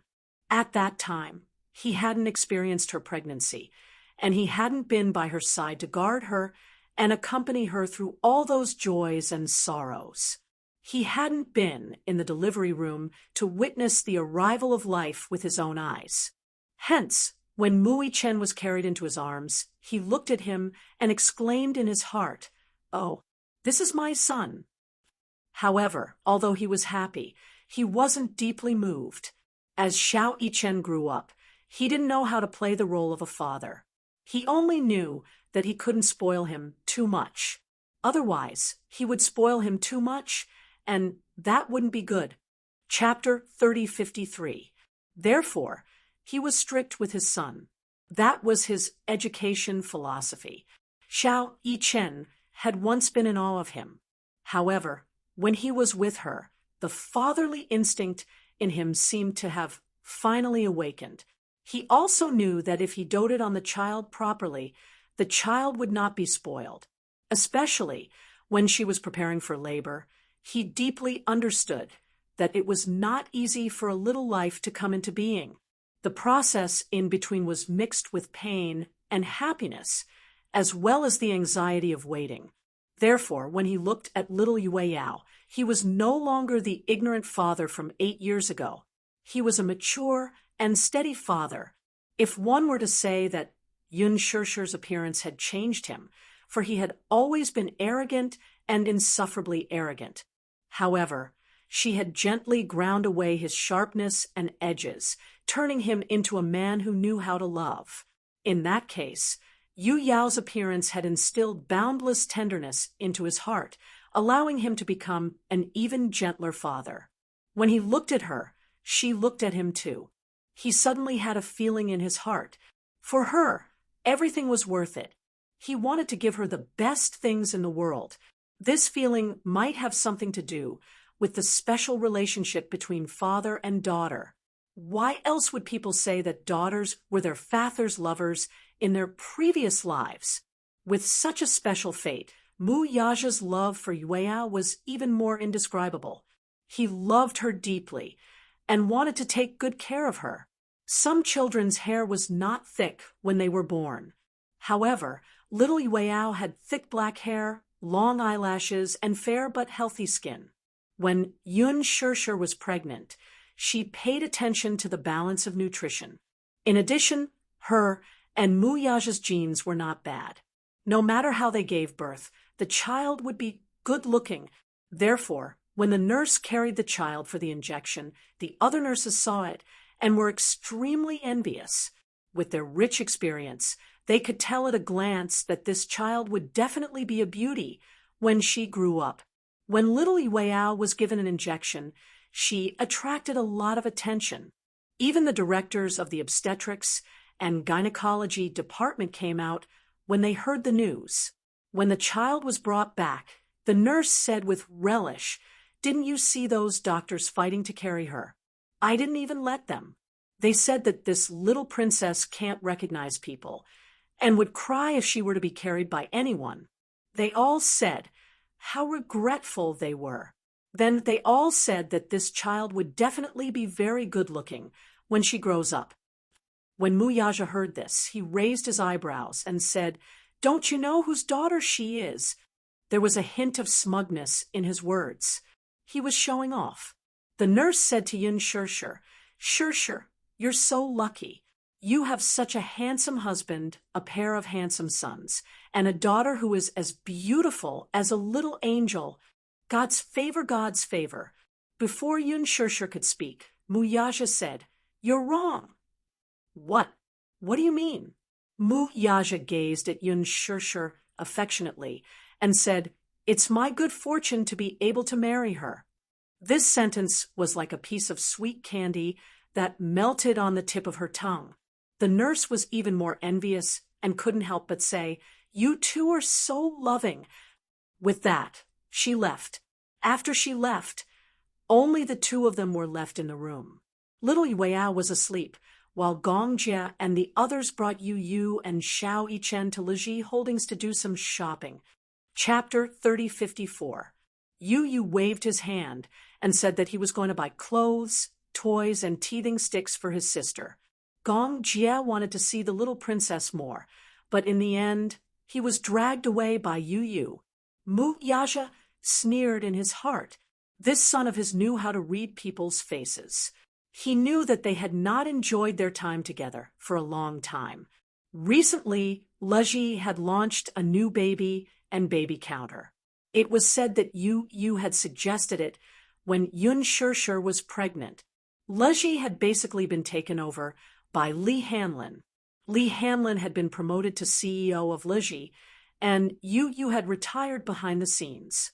He did not want to waste time on other things. After Yun Shirshir was pregnant, he decided to spend more time with his sister. To welcome his sister, he had especially urged Lee Hanlon to develop the baby and baby market. After 8 months of preparation, Liji had launched the baby and baby counter.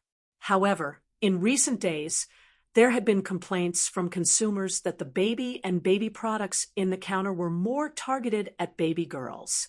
This was what Yu had requested. This was one of his selfish reasons. When he had free time, he would scribble on a piece of paper and design some toys for his sister. The product development required some time, so he had to come up with the idea in advance.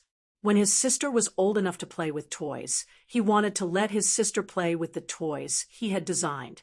Because of the birth of little Yao, he did not take care of the Davai project. He threw the half-drawn blueprint aside and did not care about it anymore. Gong Jie did not care about it either. Even if he was ambitious about the Davai project, it was not as important as his niece. Even if it was the Hurricane Group's affairs, Yu had also kicked it aside. The room was quiet. Little Yao was sleeping soundly. Mu Yaja lay down on the bed and held her in his arms. She had been sleeping quietly, but was disturbed by his actions. She frowned and felt his hot breath on her cheeks. The next moment, the man lowered his head and kissed her lips. It felt like he hadn't kissed her for a long time. He kissed her, but he didn't dare to take her any deeper. However, when their lips parted, Mu Yaja lowered his gaze and stared into her eyes. Her beautiful cheeks, which seemed to have been dyed with rouge, and her eyes seemed to be able to hook his soul. He actually could not bear to part with her just like that. Therefore, when she saw him coming up to her again, his large palm forcefully clasping the back of her neck, he almost didn't allow her to retreat even half an inch.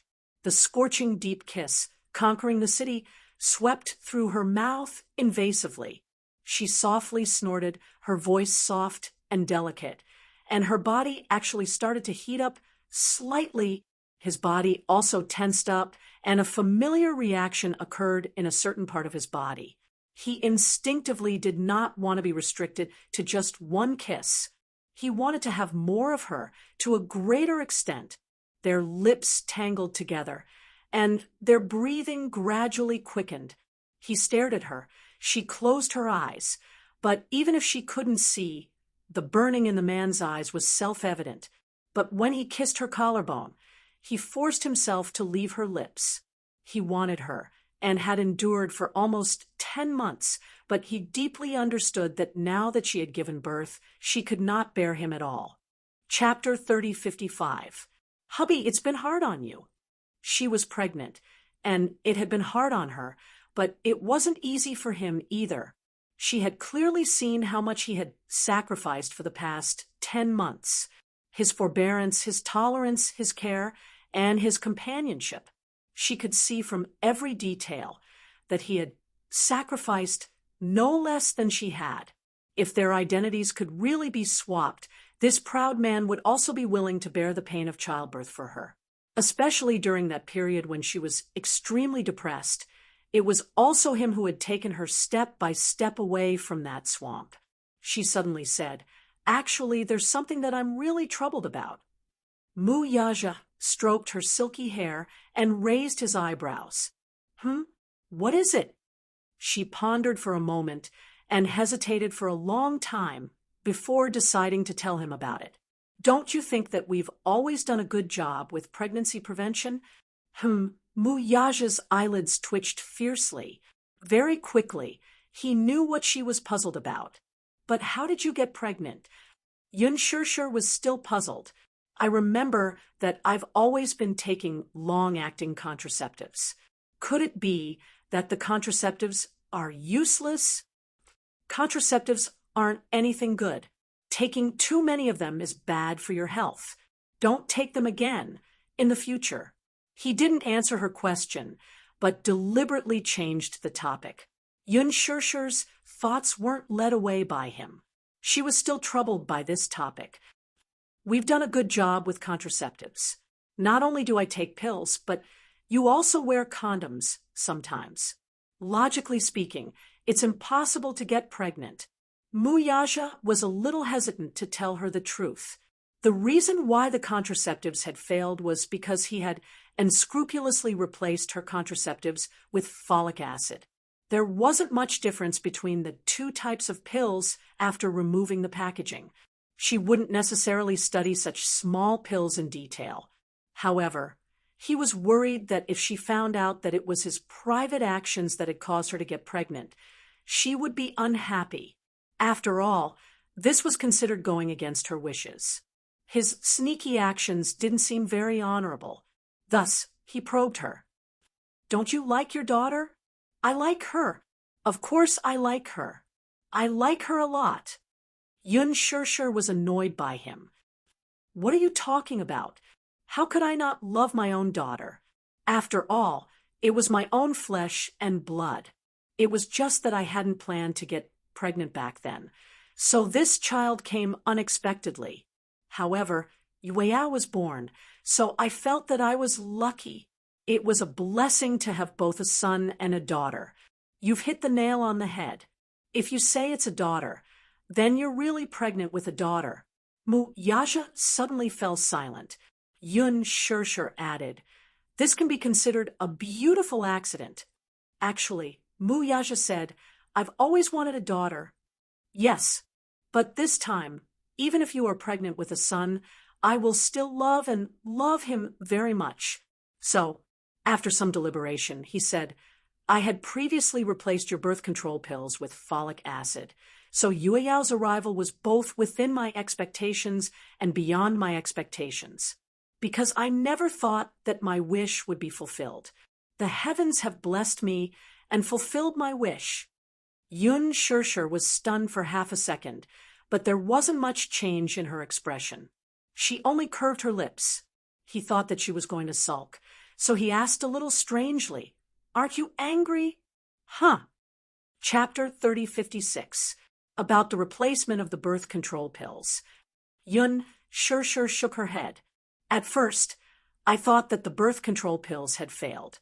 After all, the success rate of birth control pills is limited, so I didn't think much of it.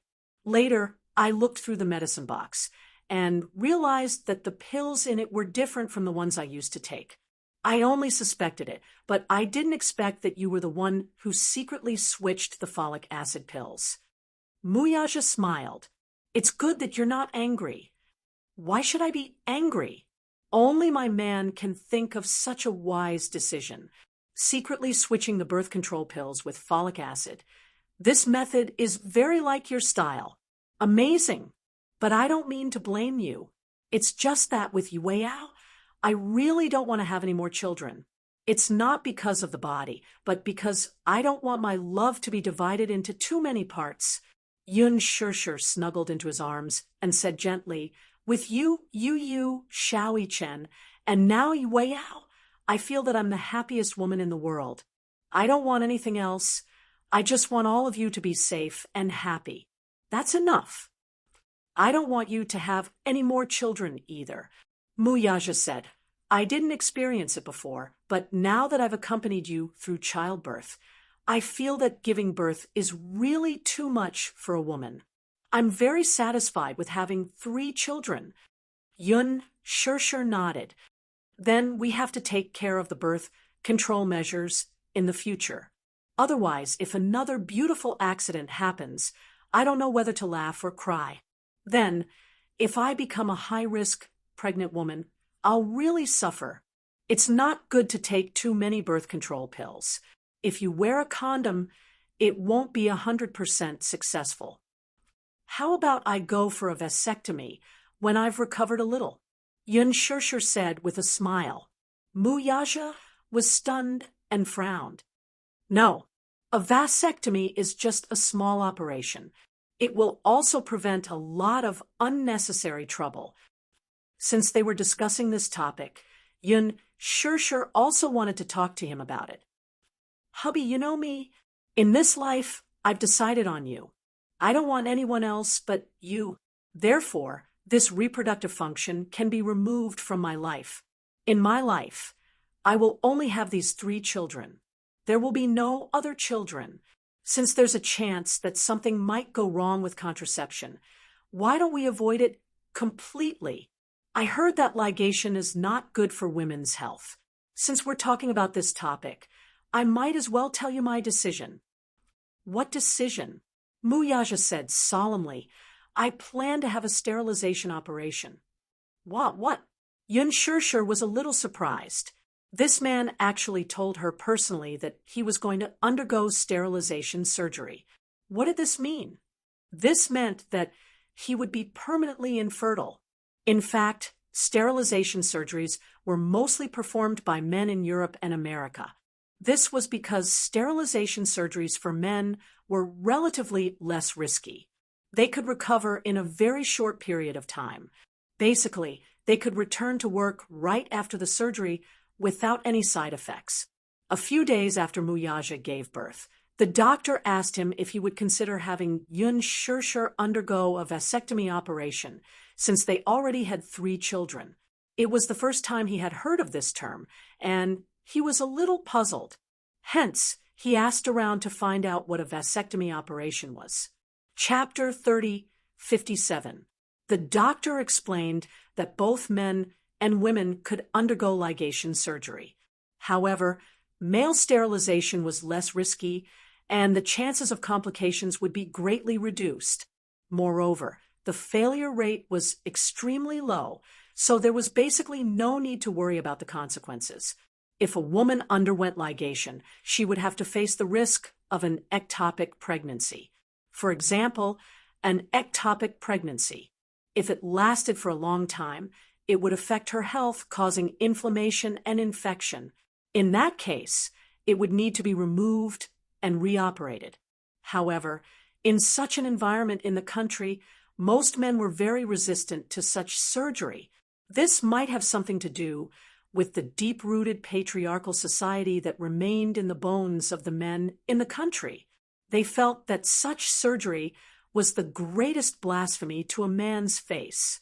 Most men felt that a man bearing the responsibility of contraception meant that his status was degraded. Moreover, fertility was seen as the core of many men's identity. Sterilization was misunderstood as male castration. Many men even thought that if they were to one day achieve meteoric success and divorce their wives, then they would no longer be able to have children of their own. Many people did not want to give up this path of retreat.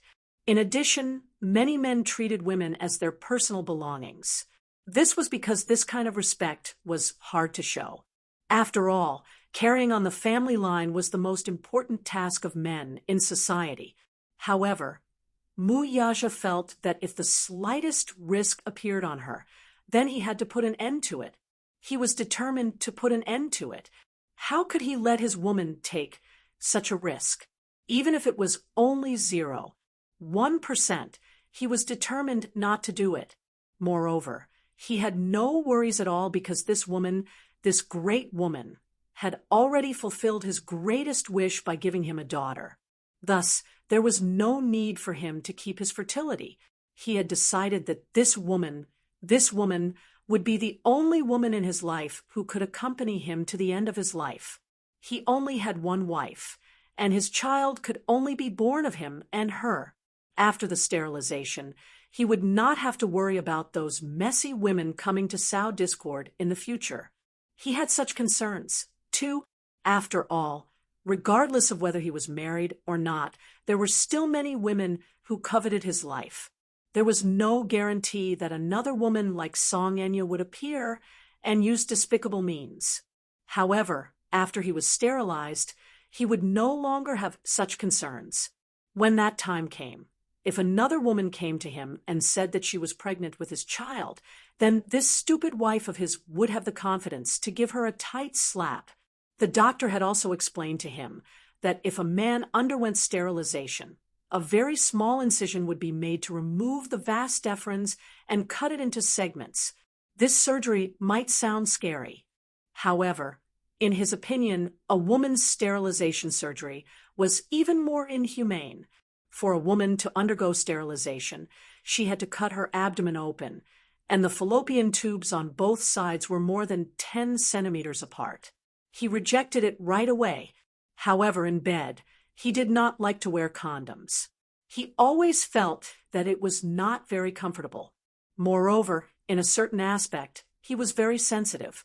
Therefore, this feeling of discomfort was infinitely magnified. In the past, he did not wear condoms because he hoped to have another daughter. Now that he had a son and a daughter, he could not bear to see her go through childbirth again. He thought that since he did not like to wear condoms, then he would sterilize her. Chapter 3058. However, Yun Shirshir couldn't bear it. She felt that his sacrifice was too heavy. However, her worries were nothing in Mu Yaja's eyes. After all, women were the carriers of new life. They had to menstruate every month, and this was already a huge burden. Pregnancy took 10 months. After giving birth, their figures would be out of shape and would take a long time to recover. They also had to consider confinement and breastfeeding. What about men? If they wanted children, they just had to be responsible for sowing the seeds. If they accidentally got pregnant, they just had to fork out the money. The woman would still be the one suffering. In this aspect, women were at too much of a disadvantage. Hence, he made this decision. He hugged her tightly and said, "I don't have to consider that our marriage won't last long, and I don't have to consider having children in the future. The risk of sterilization is small. This is my decision. I'm just informing you. It's not a discussion. As long as you know it, you don't have to say anything." His attitude was very firm. This was just a notification, not a discussion, and he didn't intend to ask for her opinion. When Yun Shirshir heard this, she was extremely touched. This man was worried about her having to undergo a vasectomy. What was even more unexpected was that he had already made his decision long ago. However, such words were very much like his style. Perhaps, if she hadn't mentioned this, he would have hidden it from her and secretly done the surgery before mentioning it to her. He wasn't good with words and always gave silently. In his mind, he would give for someone willingly as long as it was worth it. However, giving was giving, and he wouldn't give for some purpose. He loved her. He only loved her. He loved her without reservation. It was just that pure. Yun Shirshir was touched by his thoughtfulness and tolerance. She was even more touched by his love. She wrapped her arms around his shoulders, leaned forward, and kissed him on the cheek. "Hubby, thank you." Mu Yaja's lips curled into a smile. Just as he was about to kiss her on the lips, the door to the ward was suddenly pushed open. He looked up sharply and saw Gong Jie standing at the door. He looked a little embarrassed when he saw this ambiguous scene. Behind him, Hua Jin was blocked outside the door by his Gong Jie. Seeing that he was in a daze, he pushed him on the shoulder and said, "Why aren't you going in?" Yu Yu and Xiao Chen poked their heads in from both sides of his legs. They were surprised to see Mu Yaja and Yun Shirshir hugging each other. Xiao Chen said angrily, "Daddy, you're despicable. Did you purposely send us away so that you can enjoy some alone time with Mommy?" "Daddy is the most cunning," Yu Yu said. Mu Yaja glared at Gong Jie. "Why didn't you knock before coming in? I didn't expect you guys to be so intimate. There's no sign on the door that says no entry." However, in his heart, he was thinking that this Mu Yaja had purposely sent him away so that he could dominate his sister. This was too much.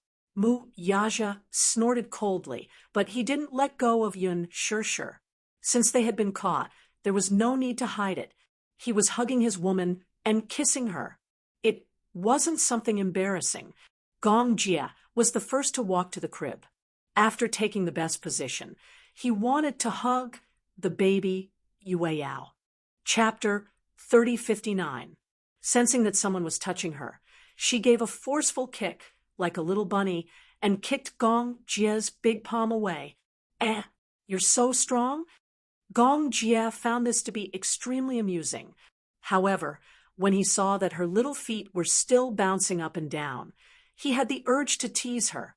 He reached out his long fingers and gently tickled the soles of her feet through her socks.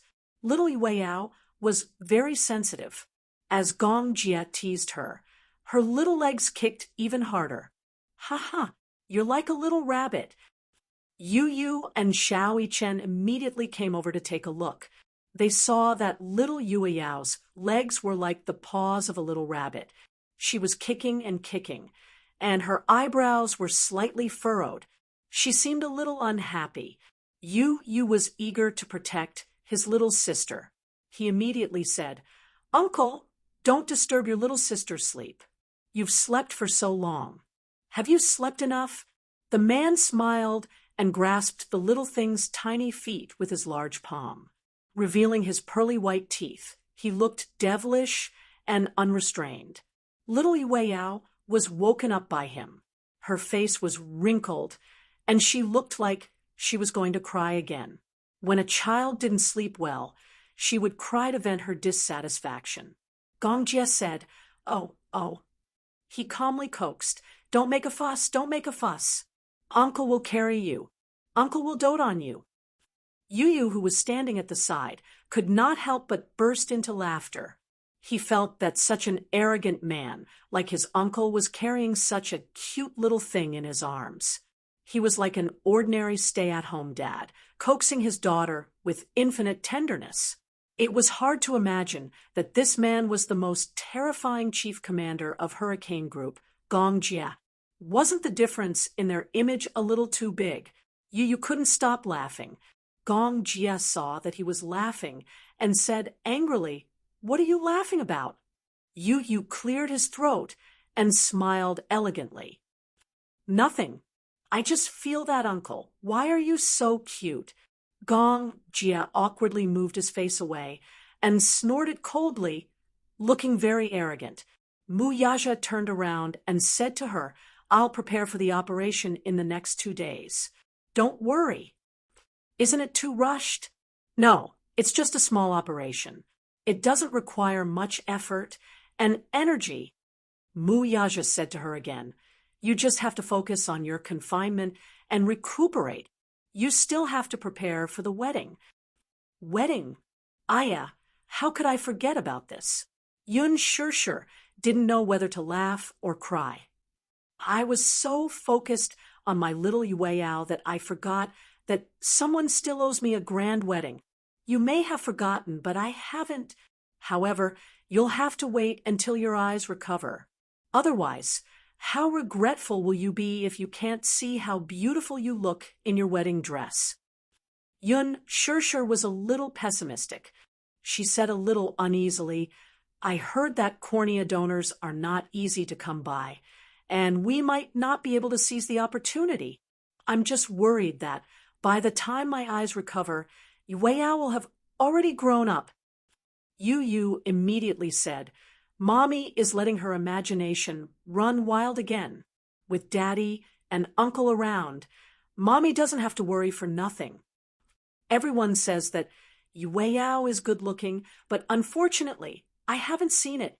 Yun Shirshir suddenly sighed. "It's such a pity that my daughter has been born, but I can't take a good look at her. I wonder when I'll be able to see what she looks like." Chapter 3060. Little Yueyao, do you know? Mommy doesn't want to miss a single moment of your life. Hua Jin was sitting at the side. When he heard this, he couldn't help but look a little stunned. He suddenly stood up and instructed the nanny to take good care of Yun Shirshir. Then he walked to Mu Yaja's side and patted his shoulder gently. He pointed to the door, indicating that he had something to say to him. Mu Yaja nodded, got up, and walked out of the door with him. As if afraid that Yun Shirshir would hear their conversation, Hua Jin walked to the balcony and stopped. Mu Yaja walked over and asked him, "What's the matter?" He asked, Shirshir's eyes. Do you have a way to find a suitable donor? Mu Yaja saw the anxiety in his eyes and thought that this matter had been troubling him for a long time. He said, "You don't have to worry." "How can I not be worried? There's been no news for so long, and there's no suitable donor. I'm waiting too. What if there's no news?" Jean was even more anxious now. Shirshir wants to see little Yueyao, but it's already a luxury.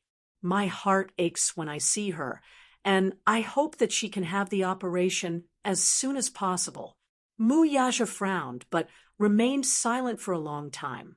Seeing that he was silent, Jean thought that he was also worried about this matter. He couldn't help but say softly, "If you really can't find one, use mine." As soon as he said this, Mu Yaja was stunned. He was extremely shocked. "Yours?" "Yeah." Jean nodded heavily and immediately explained, "Brother-in-law, don't worry. I'm willing to do it. If Shirshir can see it, I'm willing to give up my cornea. Also, you don't have to worry about me seeing it. I've asked the doctor, and he said that even one cornea is fine." No, Mu Yaja felt that it was ridiculous. He didn't expect this guy to not only talk about it, but also ask the doctor in advance. Jean asked, "Why not? Didn't the doctor tell you that a living person's cornea can't be removed?" Jean was stunned. He was indeed not clear about this matter. He only asked the doctor if it was possible to operate on a single cornea. The doctor's answer was yes. He thought that if there was really no donor, then he would use his own eye to exchange for Yun Shirshir's eye. "Brother-in-law, it shouldn't be a problem if you rely on your connections, right? I can sign the agreement. If it's voluntary, there won't be any disputes." "Are you crazy?" Mu Yaja scolded. "If she finds out that she used your cornea, what do you want her to think?" "Of course I can't tell her." Jean said firmly, "Brother-in-law, I once promised Shirshir that if one day she really can't see, I will be her eyes." Mu Yaja interrupted him. "No, no means no. Brother-in-law." Jean was a little angry. "If I knew that you wouldn't agree, then I wouldn't have told you. I have a donor." Mu Yaja suddenly interrupted him. Jean was shocked. "What? I have a donor." Chapter 3061. Mu Yaja smirked and said coldly, "I don't want to use that donor because I think that donor is dirty. So I'm waiting. I'm waiting for an excellent donor. If it doesn't work, I'll consider using that person's donor." "That person?" Jean was even more confused. "Who?" Mu Yaja decided not to hide it from him. He said, "Come with me somewhere, okay?" "Okay." Mu Yaja brought him to Yulong Bay. Jean followed him to the basement. He made a call, and someone immediately opened the shutter door. Two men came out and greeted him with smiles on their faces. "Chairman Mu, you're here? How is she?" "She's still the same, but she's willing to eat a little. She doesn't eat much and relies on the nutrient solution to sustain herself." Jean was baffled. Mu Yaja turned to look at him and said, "Come in." The two of them walked in and saw that the warehouse had been converted into a dungeon. Through the iron bars, Jean could see the skinny and dirty woman tied to the bed at a glance. The reason why it was dirty was because Yun Na had not taken a shower since the day she was locked up. Her clothes were dirty and stained with vomit and dust. Even though there were people who would usually clean her up, her body would resist the foredrip. And sometimes she would vomit. "Who is this? Yun Na?" Jean suddenly understood. He knew the name Yun Na. He also knew that Gu Xing's death and Yun Shirshir's blindness were related to this woman. He suddenly understood why Mu Yaja had imprisoned her here. This was to nourish her pair of eyes. He could not help but sigh. This man was too two-faced. He kept Yun Na and kept her here until Yun Shirshir could undergo surgery. Then he removed her cornea and transplanted it to Yun Shirshir. but I think her eyes are dirty. I won't use her cornea unless it's absolutely necessary. Muyaja frowned and said, so I'm also waiting for a suitable donor. Therefore, the worst-case scenario was to transplant her cornea to Shirshir. Don't let your imagination run wild. I'm her man. I'm going to spend the rest of my life with her. I will be responsible for her. Hua Jin felt relieved and nodded. When Yunna saw Muyaja, she became excited. She immediately sat up and shouted at him, Muyaja, how long are you going to imprison me? Tell me, what is your goal? Let's go, it's dirty here. Muyaja didn't want to stay any longer. Hua Jin nodded as well. The two of them turned around and decided to leave. Behind him, Yunna shouted herself hoarse, Muyaja, if you're still a man, then kill me if you have the guts. What is your motive for locking me up and trapping me here? Tell me. Muyaja acted as if he didn't hear her and left with Hua Jin. When Yunna saw Muyaja and Hua Jin's departing figures, she broke down even more and shouted at him, Muyaja, let me go. Let me go. I know I was wrong. I don't want to live like this anymore. Don't go. I beg you. Let me go. However, what answered her was the heavy sound of the shuttered door closing. The world isolated her again. Yunna collapsed on the bed in despair. She wanted to cry, but she couldn't shed any tears. Chapter 3062. Her heart sank to the bottom of the valley once again. For the past few months, she had been trying to figure out Muyaja's intentions.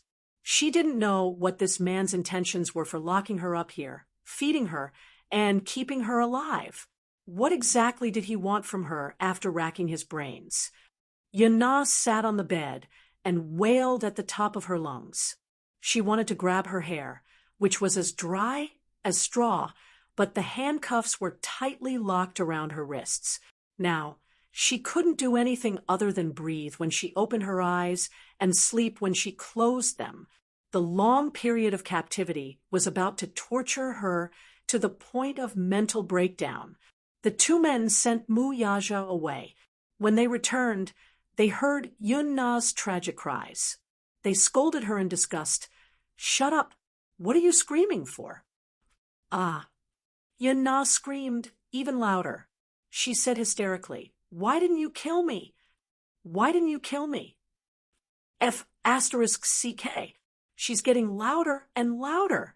One of the burly men said, Go and gag her. The other man nodded and immediately walked over with a dirty rag. When Yunna saw it, she kept retreating. That rag was used to wipe the table and shoes, but these people wanted to gag her with it. She kept shouting and yelling, full of resistance. The man wanted to stuff the rag into her mouth, but she didn't hesitate at all. She opened her mouth and bit his wrist hard. The man groaned in pain. The muscles all over his body tensed up, and he instinctively slapped her face to the side. Are you a dog? You're biting people. F***CK. He grabbed her hair and shoved the rag into her mouth without giving her a chance to protest. Yunna stared at them with tears in her eyes, but she could only whimper. They looked at her as if they were sizing up a bug in a smelly ditch. The man turned around and asked, Why did CEO Mu come here today? The other man said, Probably to see how she's doing. After all, she's been imprisoned for so long. I'm afraid she's useless. Huh, how can she be useless? I won't starve to death. I heard that President Mu's daughter has been born. Once Mrs. Mu is done with her confinement, the surgery will be arranged soon. As soon as he finished speaking, Yunna, who had her head lowered, suddenly raised it and stared at them in shock.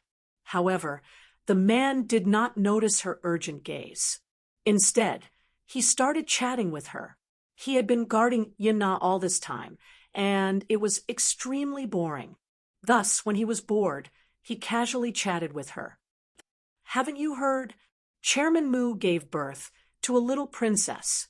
Now that he's here to see me, he's probably going to prepare for the transplant, right? Mrs. Moo's eyes are still waiting for a cornea donor. Oh, I remember now. If it weren't for this woman's eyes, Chairman Moo wouldn't have kept her alive until now. Madame Moo is really pitiful. She's been blinded by this little b asterisk tch. She must get revenge on her. What? Yun Na's eyes widened in anger as she listened, but she was so scared that she didn't even dare to breathe loudly. She held her breath and listened to their idle chatter.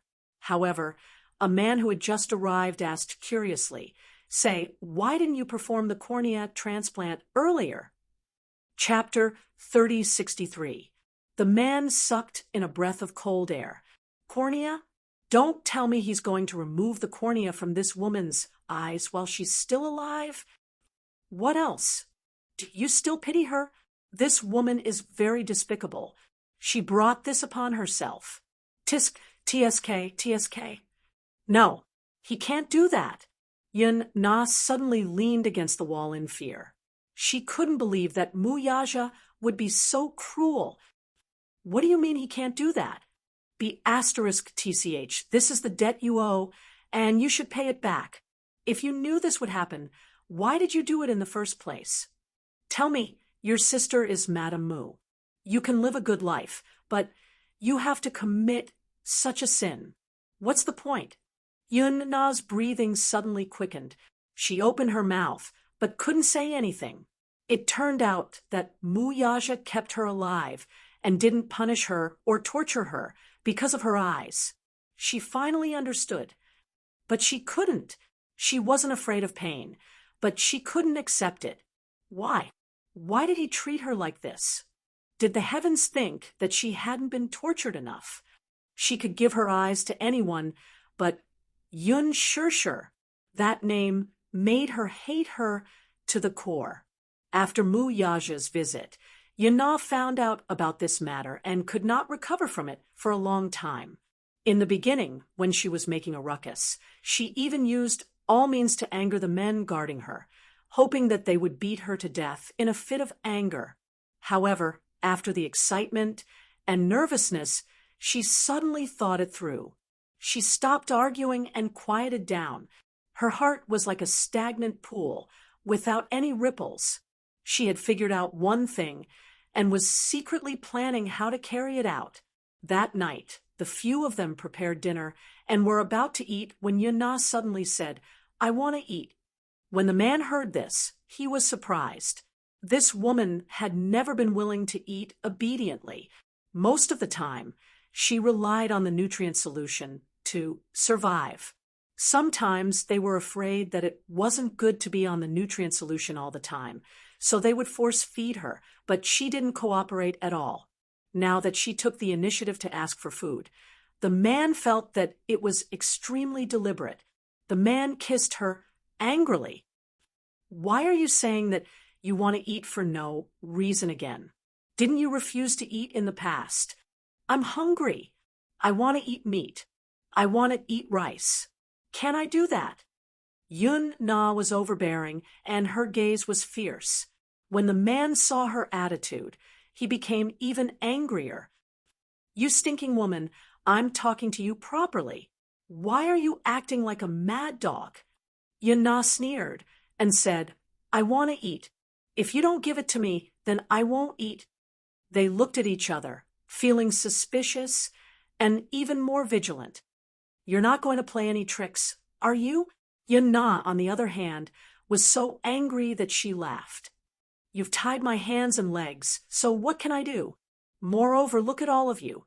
You're such big men. Don't tell me you're afraid that you can't handle a woman like me who's about to become a cripple. You're quite sharp-tongued. All right, I got it." The man served her rice, vegetables, and meat, then walked to the bed and said that he wanted to feed her. However, Yun Na said, "I'll eat it myself." "What? Uncuff me, I'll eat it myself." As Yun Na said this, she glared at him fiercely. "I won't eat what you feed me." The man became even angrier and finally lost his patience. What are you doing? I'll feed you. Don't play any tricks on me. Chapter 3064. I won't eat what you feed me. The man almost smashed his bowl as he asked angrily, Are you going to eat or not? Yunna was still stubborn. I want to eat by myself. Why? Is this woman trying to escape? Yunna was aggressive. Do you think I can escape? I don't have my handcuffs, but my ankles are still cuffed. Where can I escape to? When the man heard this, he uncuffed her with suspicion, but his face was still a little wary. With a click, the handcuffs were uncuffed. Yunna's hands were finally free. She looked up and saw the man staring at her covetously, as if afraid that she would do something rash. She could not help but sneer. Why? Why are you still so worried when my legs are cuffed? Even if I have wings, I can't fly out of here. I've just thought it through and want to live a good life. Thought it through? The man snorted. It's fine as long as you've thought it through. With that, he was no longer so vigilant. He sat at the side, but he did not dare to be too far away from her. His gaze was still on her. Yunna did not look at him anymore. She picked up the bowl, held the chopsticks, and casually ate a mouthful of rice, wolfing it down. Seeing that she was eating obediently, the man relaxed even more. You should have done this earlier.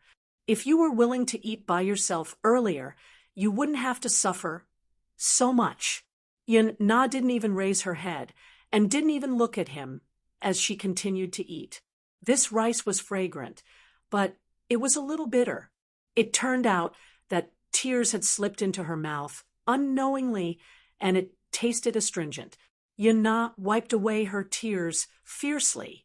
When she thought of how happy Yun Shirshir was at this moment, she thought of how she was being pampered by so many people. She was as noble as the clouds, but what about her? Everyone wanted to trample on her. She was as lowly as mud.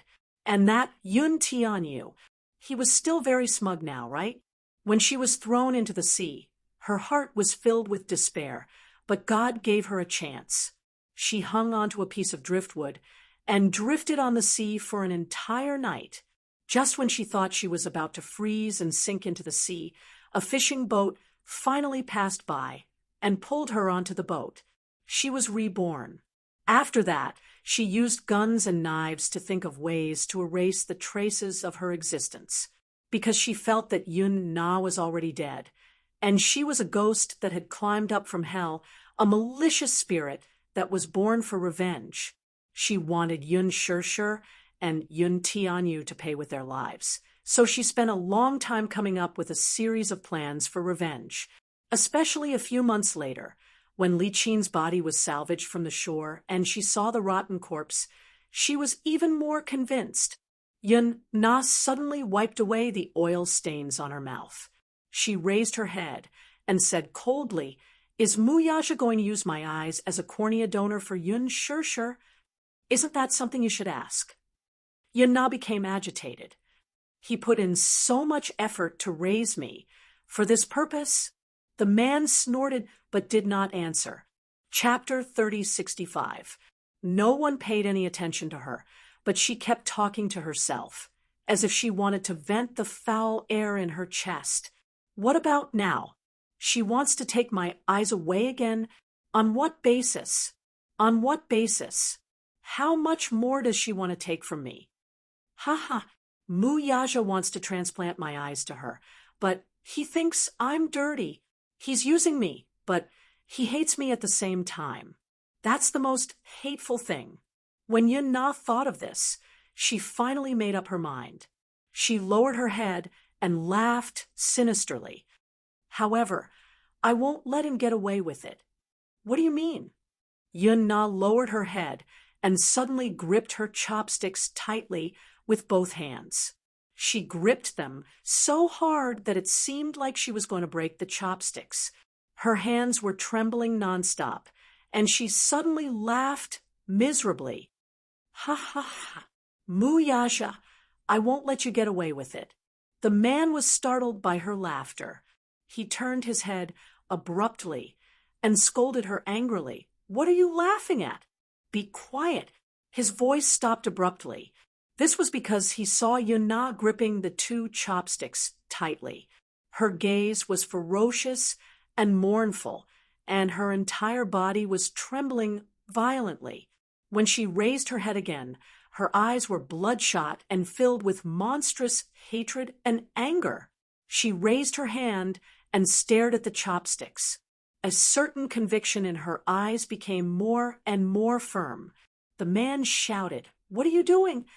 Yun Na suddenly shouted hysterically, "I won't let you get away with it." Her mournful voice broke violently. The man seemed to have guessed what she was going to do. He immediately stood up from the chair and rushed toward her. However, in just a few seconds, Yun Na did not hesitate. She used the sharpest end of the chopsticks to aim at her own eyes and ruthlessly stabbed them into them. She really used a lot of force and was extremely ruthless. The man could not stop her in time. In the next second, he saw the two chopsticks stab into her eyes, and blood splattered everywhere. Yun Na immediately let out a heart-wrenching scream. Ah! The heart-wrenching scream almost broke through the roof and pierced through the clouds. Yun Na suddenly pulled out the chopsticks, covered her eyes, and fell onto the bed. Because of the immense pain, her body kept convulsing. It was so painful. The pain was heart-wrenching. The sharp object pierced into her eye and pierced through her eyeball. She was in so much pain that she screamed in agony. Her body kept rolling around on the bed. Blood dripped from the corner of her eyes onto the dirty bed sheets. She was in so much pain that she was about to faint. As Yun Na screamed, she thought about how she had destroyed her eyes, and Yun Shirshir had lost this donor. She was pleased with herself and laughed bitterly. Ha ha ha ha. She was crying, laughing, and screaming at the top of her lungs. She looked so crazy that it was frightening. Just looking at this scene was enough to make one tremble in fear. One could imagine how painful it was. At the side, several people were stunned. No one had ever seen such a terrifying scene. After a while, Yun Na actually fainted from the pain. In the hospital, Mu Yaja received a call saying that something had happened to Yun Na. He raised his eyebrows but did not appear too nervous. Instead, he said coldly, "I'll be right there." He drove to Yulong Bay. Just as he walked into the basement, a musty smell hit him in the face. A few doctors surrounded the bed. They had just finished the operation, and the anesthesia had just worn off. Yun Na slowly woke up. Chapter 3066. Muyaja asked in a deep voice, "What's going on?" Standing at the side, the few men in charge of guarding Yun Na immediately said uneasily, "This woman said that she wanted to eat by herself. We were already very careful, but we didn't expect this woman to be so ruthless. She used her chopsticks to stab her eyes." The more he spoke, the weaker his voice became. Yun Na gradually regained consciousness. When she heard Muyaja's voice, she suddenly laughed coldly. "Muyaja, give up. Ha ha ha. You want to use my cornea to restore Yun Shirshir's vision. Dream on. I won't let you have your way." When Muyaja heard this, his face remained calm. He said slowly, "What gave you such a misunderstanding that made you think that I want to use your eyes to replace Shirshir's eyes?" When Yun Na heard this, her face was filled with shock. She suddenly reacted and sneered. "You don't mean what you say. I heard what they said. They said that you used me to get my cornea." Mu Yasha said expressionlessly, "Your eyes are so dirty. Are you worthy of being Shirshir's eyes?" Then, Yun Na didn't know whether to laugh or cry. She asked angrily, "Why did you keep me alive?" "My father-in-law said that he wanted to keep you alive. When he comes back, he will punish you properly." At this point, Mu Yaja looked very regretful. "Why do you think I kept you alive? You said that I coveted your cornea. Yun-na, are you worthy? When Yun-na heard this, her blood rushed to her head. She had never thought that she would deliberately use her last bit of value to destroy Yun Shirshir, even if it would break her hope and make her despair. However, she didn't expect that Mu Yaja had never wanted to use her eyes to restore Yun Shirshir's vision. She still couldn't believe it, because if he didn't think so, then what was the point of destroying her eyes and suffering such unbearable pain for nothing? She broke down and shouted at him, "You're lying!" Mu Yaja stared at her coldly, but she couldn't see him. She just kept yelling, "You must be doing this for my eyes. It must be for my eyes. You must be very disappointed that I destroyed my eyes, right? It must be very painful." Ha ha ha. After a short moment of silence, Mu Yaja smiled coldly and said, "Yun-na, you're really pitiful." Then he turned around and left without looking back. Yun-na still couldn't stop herself from laughing, and she maintained her pitifully weak dignity. However, when he left, her smile became even more miserable. In the end, as he laughed and laughed, he actually started to cry in despair. "Mu Yaja, I hate you. I curse you. You will die a horrible death. Die a horrible death. Yun Shirshir, you will definitely suffer retribution. Even if retribution doesn't fall on you, it will fall on your child. Let your child pay for your debt." Ha ha ha. Yun-na didn't hesitate to curse him with the most vicious curse in the world. However, everyone looked at her as if she was a pitiful child beggar. No one cared about her. After Mu Yaja left, Minyu followed at the side, wanting to say something but hesitating. He turned around to look at Minyu and said, "If you have something to say, just say it." Chapter 3067. "No." "Then Minyu said, "That's not what you said before." "I deliberately revealed this information because I knew that if she knew about it, she would definitely destroy her eyes by hook or by crook," Mu Yaja said coldly. "She destroyed her eyes with her own hands and then found out that no one wanted her eyes. That feeling of despair must be very painful." Minyu couldn't help but shudder. However, he felt that this was the boss's style of doing things. "I thought you would torture her ruthlessly. A woman like Yun-na is already a living dead. Hatred is engraved in her bones. Physical torture can no longer shake her. Even if she is tortured until she is covered in scars, she won't feel anything. How much do you think a woman who didn't hesitate to burn her own fingerprints for revenge can feel about physical pain? Moreover, pure torture can't vent the hatred. Such a person can't be regretted even if she dies 10,000 times." Minyu shuddered even more when he recalled Yun-na's miserable appearance. Mu Yaja suddenly stopped in his tracks and came back to his senses. He sneered meaningfully. "Don't you think that destroying a person mentally is the cruelest way?" Minyu agreed. A few days later, there was another piece of news. Yun-na had gone crazy.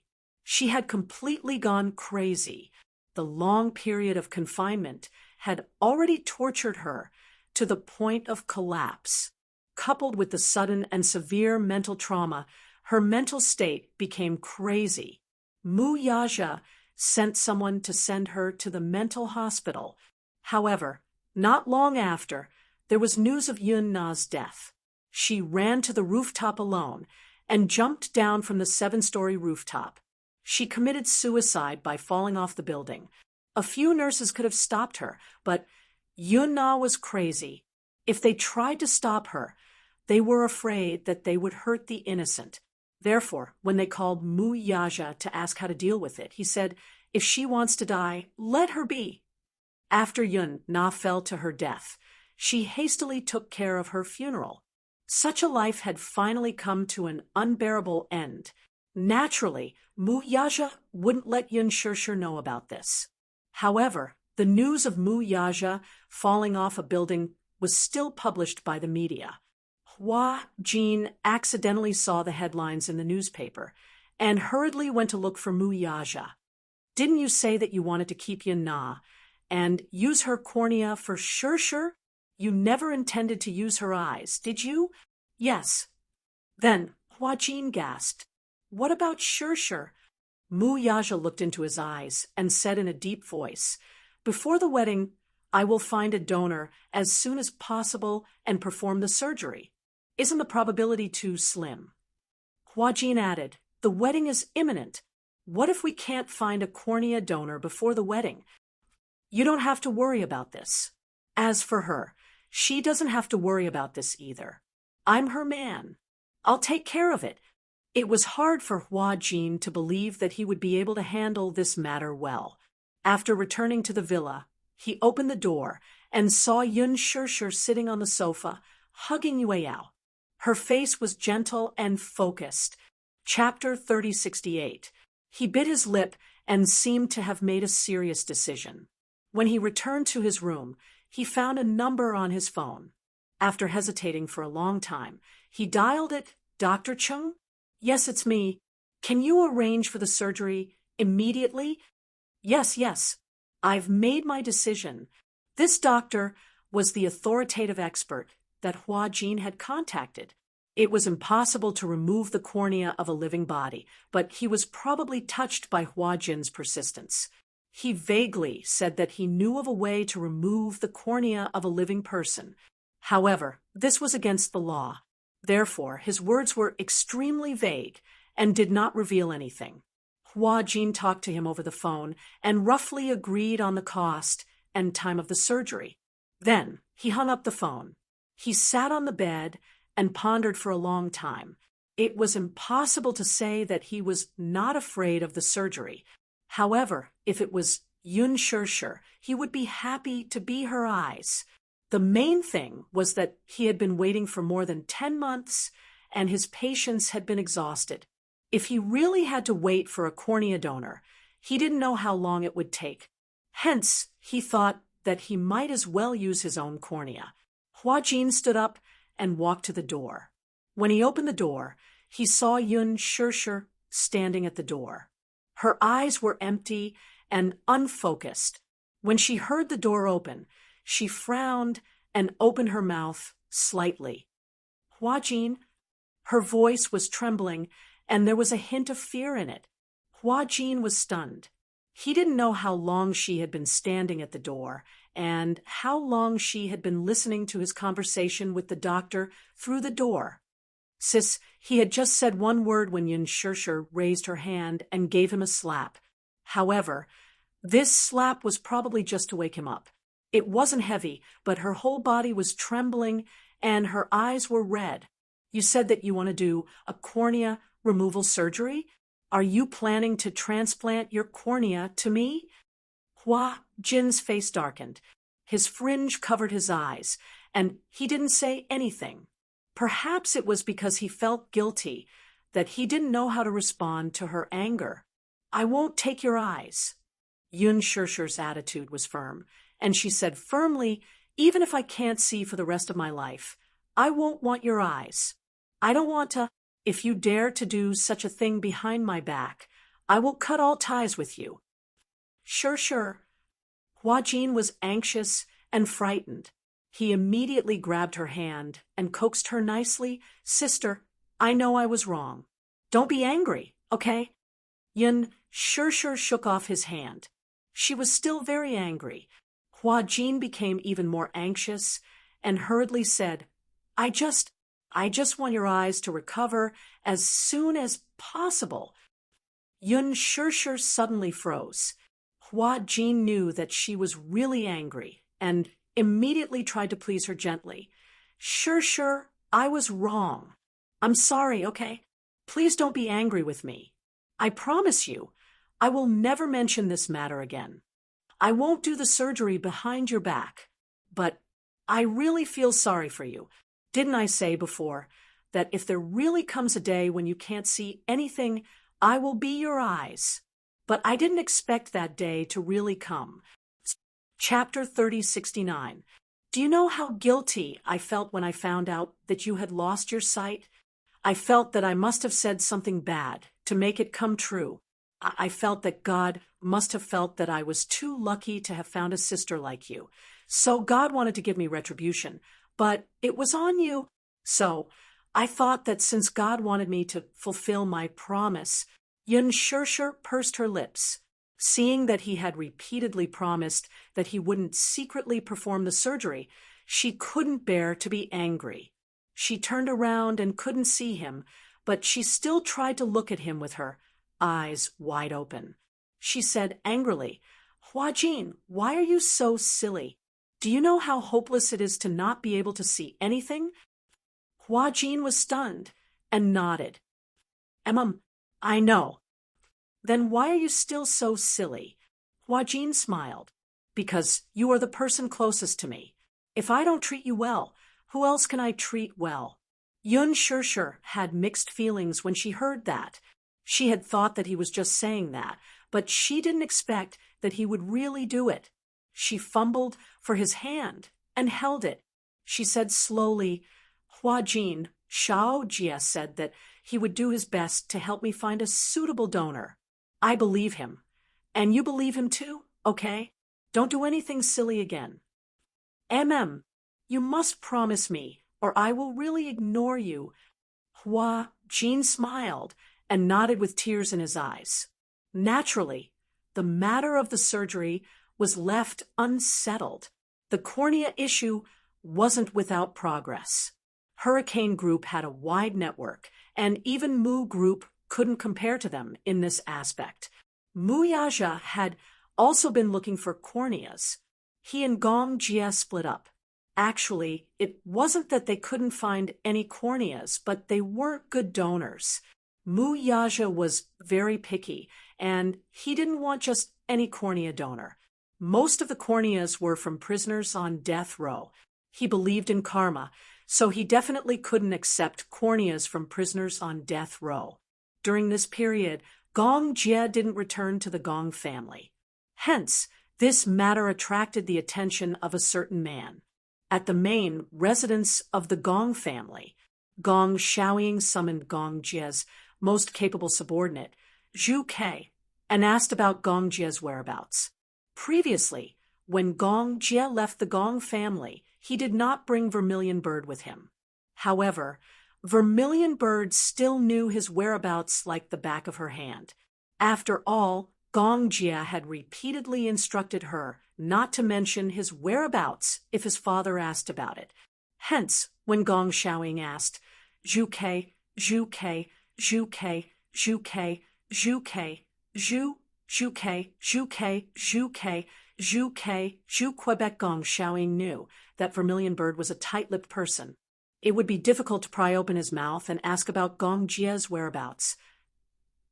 In the past, no matter where Gong Jia went, he would report to him immediately, but recently he was acting mysteriously and deliberately hiding it from him. Gong Jia deliberately kept it from him. Gong Shaoying felt that something was amiss. Hence, he pondered, could it be that this young man is having an awakening of love and has a mistress outside? He's so addicted to her that he can't bear to come back, right? With that thought, Gong Shaoying got a little excited. Chapter 3070. How should he put it? As a father, he had been waiting day and night for his son to bring back a woman for him. Then, when the time came, he would have a grandson in his arms. Then he would be elated. This kid deliberately hid it from him, but he had his own methods. One had to know that even though the Gong family's power was divided, the majority of the power was still in his hands. Therefore, Gong Jia acted without his knowledge. Gong Shaoying naturally sent a few subordinates to investigate his whereabouts. That night, news came that Gong Jia was in the country. In the country, Gong Shaoying became more and more confused. This kid had been running to that place for a long time. What was going on? He became more and more confused, so he sent someone to investigate carefully. It didn't matter if he didn't investigate, but his subordinates brought back a few videos. These were all from Gong Jia's trusted subordinates. Gong Jia had been wholeheartedly taking care of Yun Shirshir and his cute little niece these days, so he didn't know of their existence. In the video, he saw a woman carrying a child at the entrance of the hospital. She was smiling like a flower as she got into a nanny van under the crowd support. She was surrounded by a few men, as well as two adorable snow-white boys. Gong Xiaoying recognized the man who was protecting her at a glance. He was Gong Jie himself. The other man was no stranger to him. He was the chairman of the Xingyu Financial Group, who had caused a sensation some time ago, Mu Yaja, who had left the Mu Group. He looked extremely careful and protective of this woman. His arm was empty beside her, holding her arm. It seemed that this woman and the baby in her arms were very important to him. However, there seemed to be something wrong with this woman's eyes. Her gaze was fixed in one direction from beginning to end, unfocused. The smile on her face was indescribable happiness. However, what surprised him the most was not why Gong Jia was with a strange woman with a child in her arms. Instead, it was because this woman's face was very similar to Gong Jia's. He recognized a shadow of Mu Qingcheng in her. Mu Qingcheng. The weight of this name that he had been yearning for was too heavy. This woman was an irreparable scar in his life. She used to be beautiful, but now she had become an unforgettable pain. Even if he wanted to forget, that name had already left an eternal mark on his heart. Who was this woman? Gong Xiaoying narrowed his eyes and looked carefully. The woman's eyebrows were like a painting, and her smile was elegant. She had a beautiful and refined face, and she was completely barefaced. Even in the high-definition video, her natural beauty was not affected. She seemed to have just given birth, but her complexion was still very good. Her fair face was suffused with a healthy red color. As for her figure, it was not too out of shape. Although her belly was still a little bloated from being pregnant for 10 months, it was obvious that she had recovered quickly and was doing well. After watching a few videos, Gong Xiaoying could not calm down for a long time. He clenched his fists, unable to sort out his thoughts. He questioned his subordinate. "Who is this woman?" His subordinate lowered his head and replied respectfully, "This woman's name is Yun Shishir. She is Mu Yaja's wife and has 2 sons and a daughter with him. Now that her daughter has just been born, she was discharged after giving birth. That's all the information we have so far." Chapter 3071. Gong Xiaoying furrowed his brows. It was as if a white light flashed across his eyes. He suddenly suspected the woman's background. Hence, he said sternly, "Investigate this woman's identity." "Yes, sir." 2 months later, Mu Yaja held a 100-day banquet for little Yue Yao. At first, there was some controversy over the full moon banquet and the 100-day banquet. Hua Jin said that a month after a baby's birth was considered to have passed a difficult time. Parents would hold a full moon banquet to celebrate the child's passing and hope that the child would grow up healthily. However, Mu Yaja did not agree. The main reason was that a 1-month-old child was still too young. He had done some work in advance. Newborns should not come into contact with people. Everyone's nasal cavity would carry viruses and bacteria. Even healthy people would have bacteria. If they held a full moon banquet while holding a 1-month-old Yue Yao, Mu Yaja's heart would naturally ache. Some bacteria were especially harmful to children. If it was the 100-day banquet, the child would be 3 months old after all. However, even if it was the 100-day banquet, Mu Yaja repeatedly emphasized that people should not hold a child casually during the banquet. Everyone knew that ever since Mu Yaja became a stay-at-home dad and had a princess, he had completely evolved from a slave to a slave to a slave to his daughter. There were not many people invited to the banquet. Those who came were on good terms with him. After all, the 100-day banquet of Mu Yaja's #1 sweetheart was not something that just anyone could attend. He had protected little Yueyao very well. Before the 100-day banquet, very few people could see little Yueyao's real face.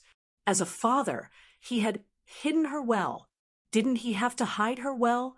This was to prevent some people from plotting against his daughter. When the time came, they would see the little princess and could not forget her. They would pull Yun Shirshi's hand and want to marry into their family. As a madam, he was not good at rejecting them. If so many in-laws suddenly appeared out of nowhere, what would he do? However, he would not be able to escape from the 100-day banquet. Even though Mu Yaja was reluctant, since he couldn't escape the fact that his daughter was coveted by others, he had to think of a way to filter the guests. Those who were just friends with him, he didn't care. Those who had business dealings but weren't close, he rejected them all.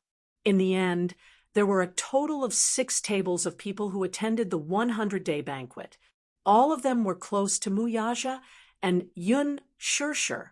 It wasn't a grand occasion, but the layout was especially warm.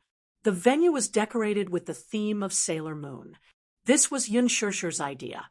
After all, Sailor Moon was the first cartoon she had watched that made her infatuated with young girls. Therefore, it had left a deep impression on her. Any young girl would yearn to become Sailor Moon, and then meet their very own nightgown and mask. With such selfish motives, she mentioned this idea to Mu Yaja. As her man, no matter how big or small, he would naturally make the decision. Hua Jin was also very meticulous. He specially hired a bakery to make a Sailor Moon-themed table. The table was filled with exquisite and beautiful pastries. Many of the guests had brought children with them. When they saw such a beautiful table that looked delicious, they immediately snatched it up. The 100-day banquet was probably Yueyao's official appearance. It was inconvenient for Yun Shirshi to carry her, so she sat at the head of the table. She smiled and welcomed everyone who gave her their sincere blessings. Chapter 3072. When they saw the rumored little princess, some of the women brought by the guests were extremely envious. It had only been a little over 3 months. His face had not yet fully developed, but his lips were already rosy and his teeth were pearly white. At first, he was still sleeping quietly. However, when Gong Jie took him over to carry him, the little guy woke up with a start. He opened his eyes and looked at the world around him curiously. However, with so many guests surrounding her, she did not seem to have stage fright. She did not cry or make a fuss. She was born not to cry. Many people praised that this girl was not squeamish since she was young. A girl who was not squeamish was good. At the banquet, the most excited person was none other than Yu Yu. He stood beside Gong Jie. Those who came to see Yueyao said that this little girl would be very beautiful when she grew up. He was very proud when he heard that and said proudly, "My little sister will naturally be beautiful. When she grows up, she'll be devastatingly beautiful." Her mischievous appearance made many mothers click their tongues in amazement. Xiao Shui also liked little Yueyao. Although she had not been a mother yet, it was in the nature of a woman to be a mother. Moreover, such a cute little girl, she could not help but want to hug her. She wanted to hold her in her arms and dote on her. However, little Yueyao recognized people very well. When she reached out to hug her, the little girl ignored her and went straight into Gong Jie's arms. When Gong Jie saw this, he was overjoyed. What did this mean? This meant that his little niece was clinging to him and had acknowledged him. At the side, even Mu Yaja was jealous. He did not feel good. Gong Jie even winked at him provocatively. Many of those who attended the banquet were important guests of Mu Yaja's business. Some were in the government, and some were business dignitaries. When they saw Yueyao, they said meaningfully that they wanted to arrange a marriage. Most of the time, the engagement would be decided during the 100-day banquet. Some of the dignitaries also wanted to rope in the Shenyu financial group. However, a certain arrogant man naturally did not want to use his daughter as a bargaining chip. What did Mu Yaja hate the most? What he hated the most was marriage. His daughter's future husband was not up to him to decide. It had to be someone that Yu Yao liked for it to count. Even if he was a poor boy, as long as his daughter liked him and he approved of him, he didn't care about his family background. After all, he had such confidence. Of course, Mu Yaja wouldn't allow those people to curry favor with his in-laws. However, he couldn't make things too awkward at that time. His words were very technical. He was half joking as he rebuffed them one by one. It didn't hurt his face, and he rejected them appropriately. The 100-day celebration was lively. When it ended, the whole family was coaxing Yue Yao on the way home. However, they did not notice the strange look on Yu Yu's face. He deliberately curled himself up in the corner of the back seat. His limbs were a little cold, his face was slightly pale, and his heart was beating extremely fast. He carefully covered his chest, where his heart felt like it was about to jump out. He vaguely realized that he had stopped taking medicine for so many days. It was probably because of the lack of medicine that his heart palpitated a little. Along the way, it was peaceful. However, when they reached home, Yu Yu entered the house. The light shone on his face, and his pale face was immediately seen clearly. Mu Yaja was the first to notice that something was wrong with him. He saw that he was clenching his fists tightly, as if he was enduring great pain. Chapter 3073. Yu Yu, what's wrong with you? Xiao Yichen saw Yu Yu's expression and exclaimed, You, why is your face so pale? Mu Yaja continued to interrogate him. Did you stop taking your medicine behind our backs? Yu Yu obviously knew how ruthless his father was. Seeing that he couldn't hide it any longer, he lowered his eyes guiltily and stammered, I only stopped taking it for a few days. How dare you stop taking your medicine? Mu Yaja questioned.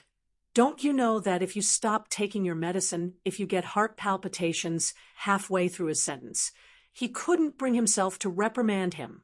After all, after Yue Yao was born, he admitted that he had given all his care and love to Yue Yao and neglected his son, who had always been quiet. He had also guessed Yu Yu's motive for stopping taking his medicine. The little munchkin clutched his chest, unable to hide the pain on his face. His eyes were slightly red, and he stammered pitifully, I want to hug Sister more. But Sister doesn't like the smell of Chinese medicine, right? Yun Shishi's heart ached when she heard this. She groped her way over and hugged Yu Yu. Choking, she said, Silly Yu Yu, why are you so silly? You know that your body can't stop taking medicine for no reason, especially when the seasons are changing. You like Sister, and you have a long time to accompany her as she grows up. Yu Yu said hoarsely, Mommy, Daddy, I know I'm wrong. In the future, I won't do stupid things behind your backs. Seeing that his attitude was sincere, Mu Yaja couldn't bear to reprimand him. Yun Shishi, especially, felt sorry for him and couldn't bear to reprimand him either. After that, Yu Yu resumed taking his medicine. Although he couldn't get close to Sister for a period of time, he was satisfied just looking at her from afar. A month after the 100-day banquet, Gong Jie sent someone to inform them that they had found a suitable cornea donor. This news made Mu Yaja and Yun Shishi very excited and gratified. They confirmed it again and again before they believed it. Yun Shishi was still a little worried about the risks of cornea transplantation. Some people said that after the transplant, the patient might not be able to see again. There were also a few cases where the operation had failed. This made her more or less worried. Therefore, Mu Yaja specially brought her to the West Mountain Temple to ask for a protective talisman. On the day of the operation, The whole process went very smoothly. After staying in the hospital for many days, Yun Shirshir ushered in the day to remove the bandages. The next day, in the ward, the doctor closed the curtains to ensure that the light in the ward was not so dazzling.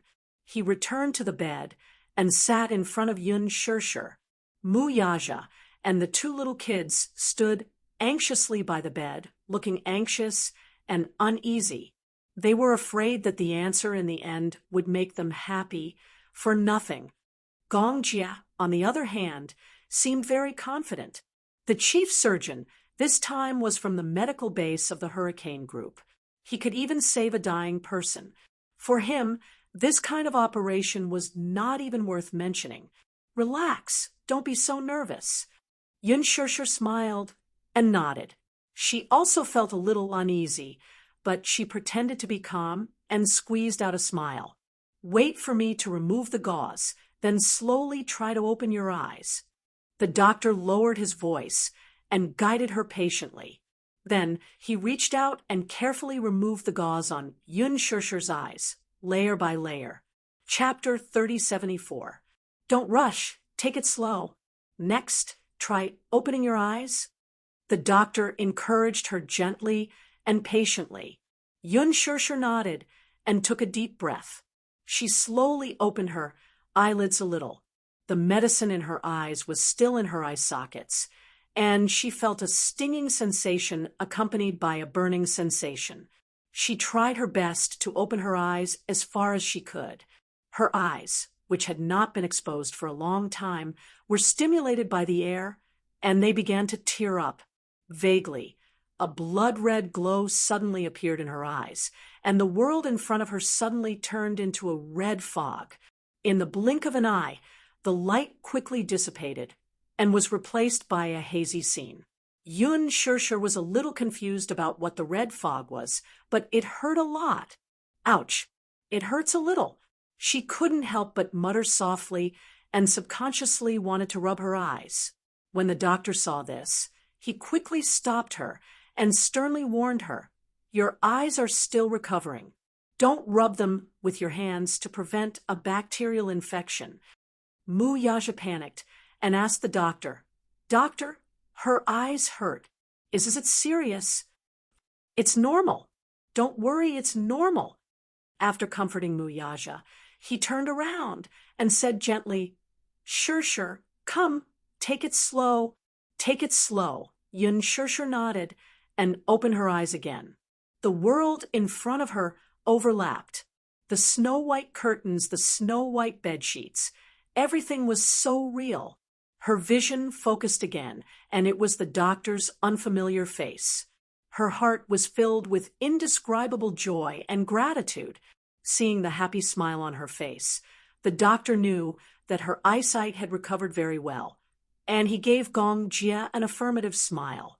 Gong Jia also heaved a sigh of relief and happily hugged Mu Yaja's shoulders. His face was wild with joy. Little Yi Chen, on the other hand, was so touched that his eyes were already brimming with tears of excitement. "Mommy, can you see?" Yun Shirshir smiled and nodded. The doctor quickly gestured for them to be quiet. He turned around and reached out his hand to Yun Shirshir and asked softly, "Tell me, what do you see?" Even though she had regained her vision was still a little blurry. She blinked her eyes hard and tried to open them again until the powerful hand gradually became clearer and clearer. "It's my hand," she answered with a smile. Yu nodded happily. The doctor asked again, "How many fingers do I have? Can you see them clearly?" Yun Shirshir, but in that moment, the blood-red lights in her eyes again.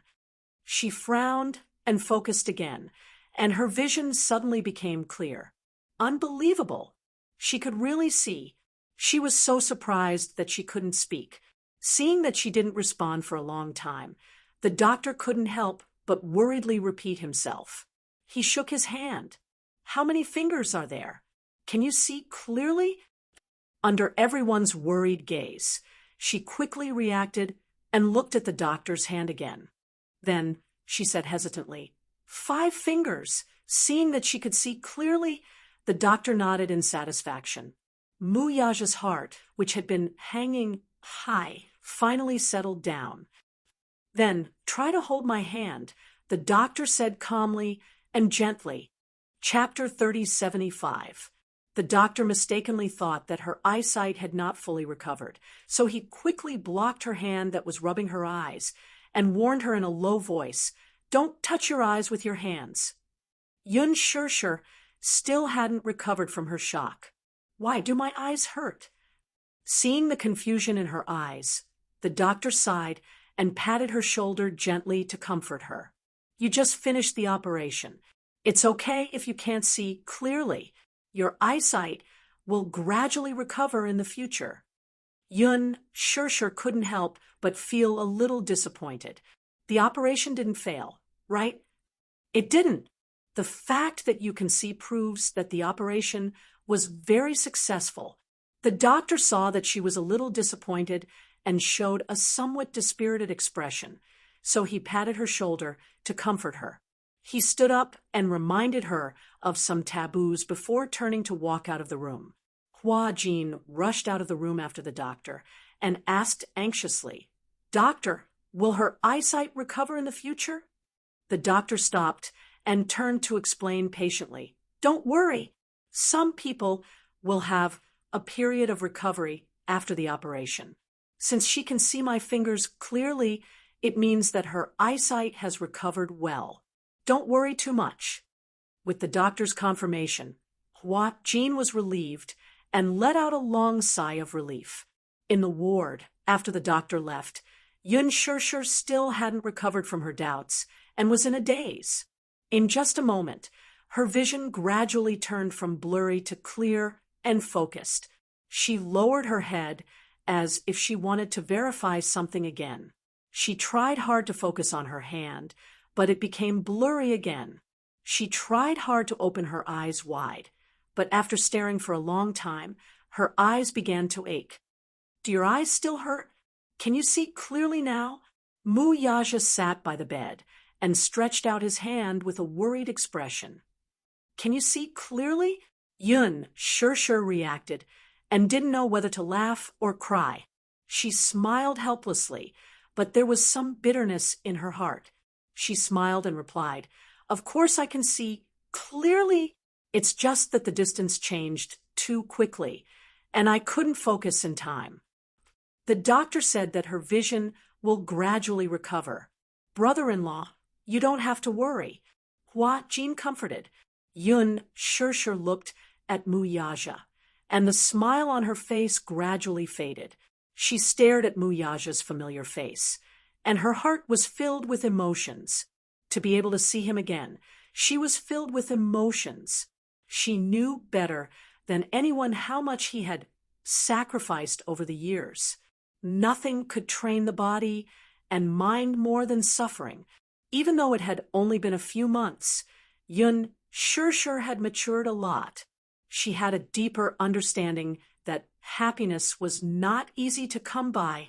Tears welled up in her eyes as she suddenly stood up and hugged Mu Yaja tightly. She said word by word, "It's so good to see you again." Mu Yaja's shoulders were tightly hugged by her, but his heart was filled with happiness. While he was gratified, the tiredness that he had suffered for the past few days, that he had not closed his eyes due to nervousness, had turned into a trace of sweetness. He couldn't help but feel a little emotional as he gently stroked her back. "Do you want to take a look at Yue Yao?" he asked. Yun Shirshir immediately nodded. Gong Jia turned around and walked to the crib before Mu Yaja and picked up the little princess. Little Yue Yao was sleeping soundly. She didn't feel anything when he picked her up.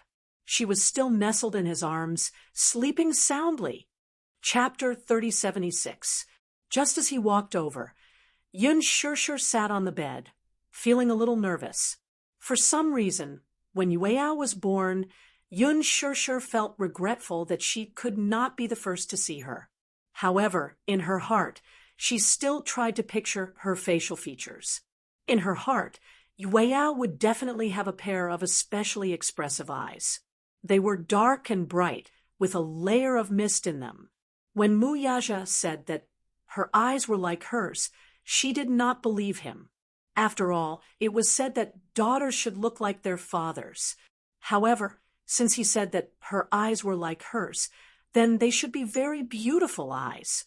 Yun Shirshir was still very confident in her genes.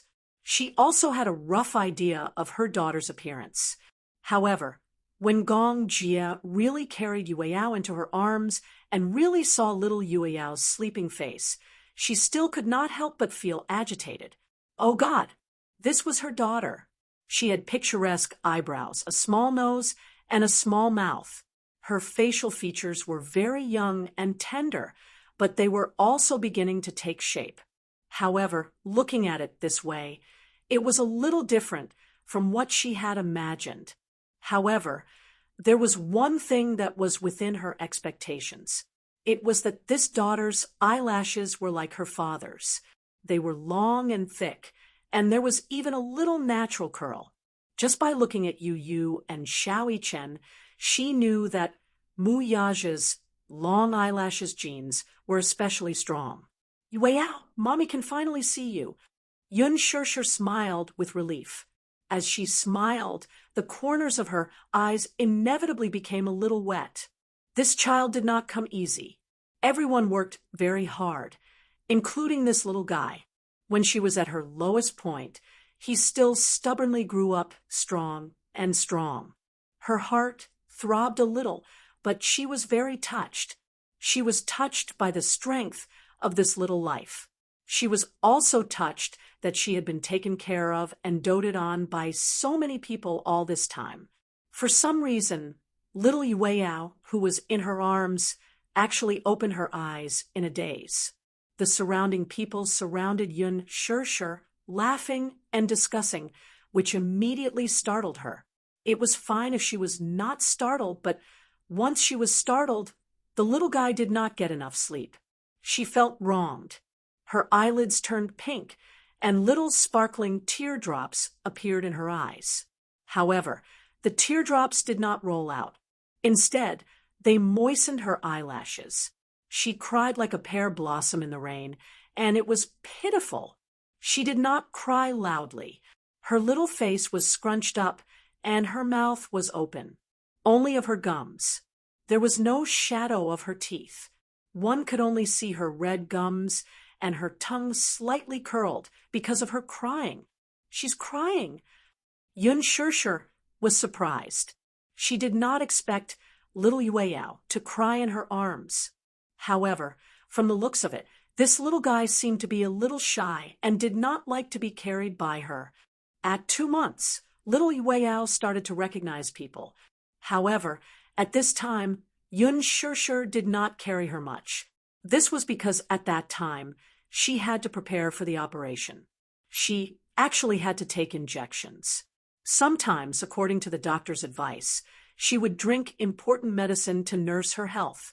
Naturally, she avoided the little guy because she smelled of medicine. At this time, Yu Yu was also bitterly accompanying her to drink Chinese medicine. The poor mother and daughter could only watch as Mu Yaja carried the little princess enthusiastically. Besides Mu Yaja, Gong Jia and Hua Jin also carried her more. After Yun Shirshir gave birth, Gong Jia stayed here. He had originally planned to accompany Yun Shirshir to finish her confinement and then return to Hurricane. But in the end,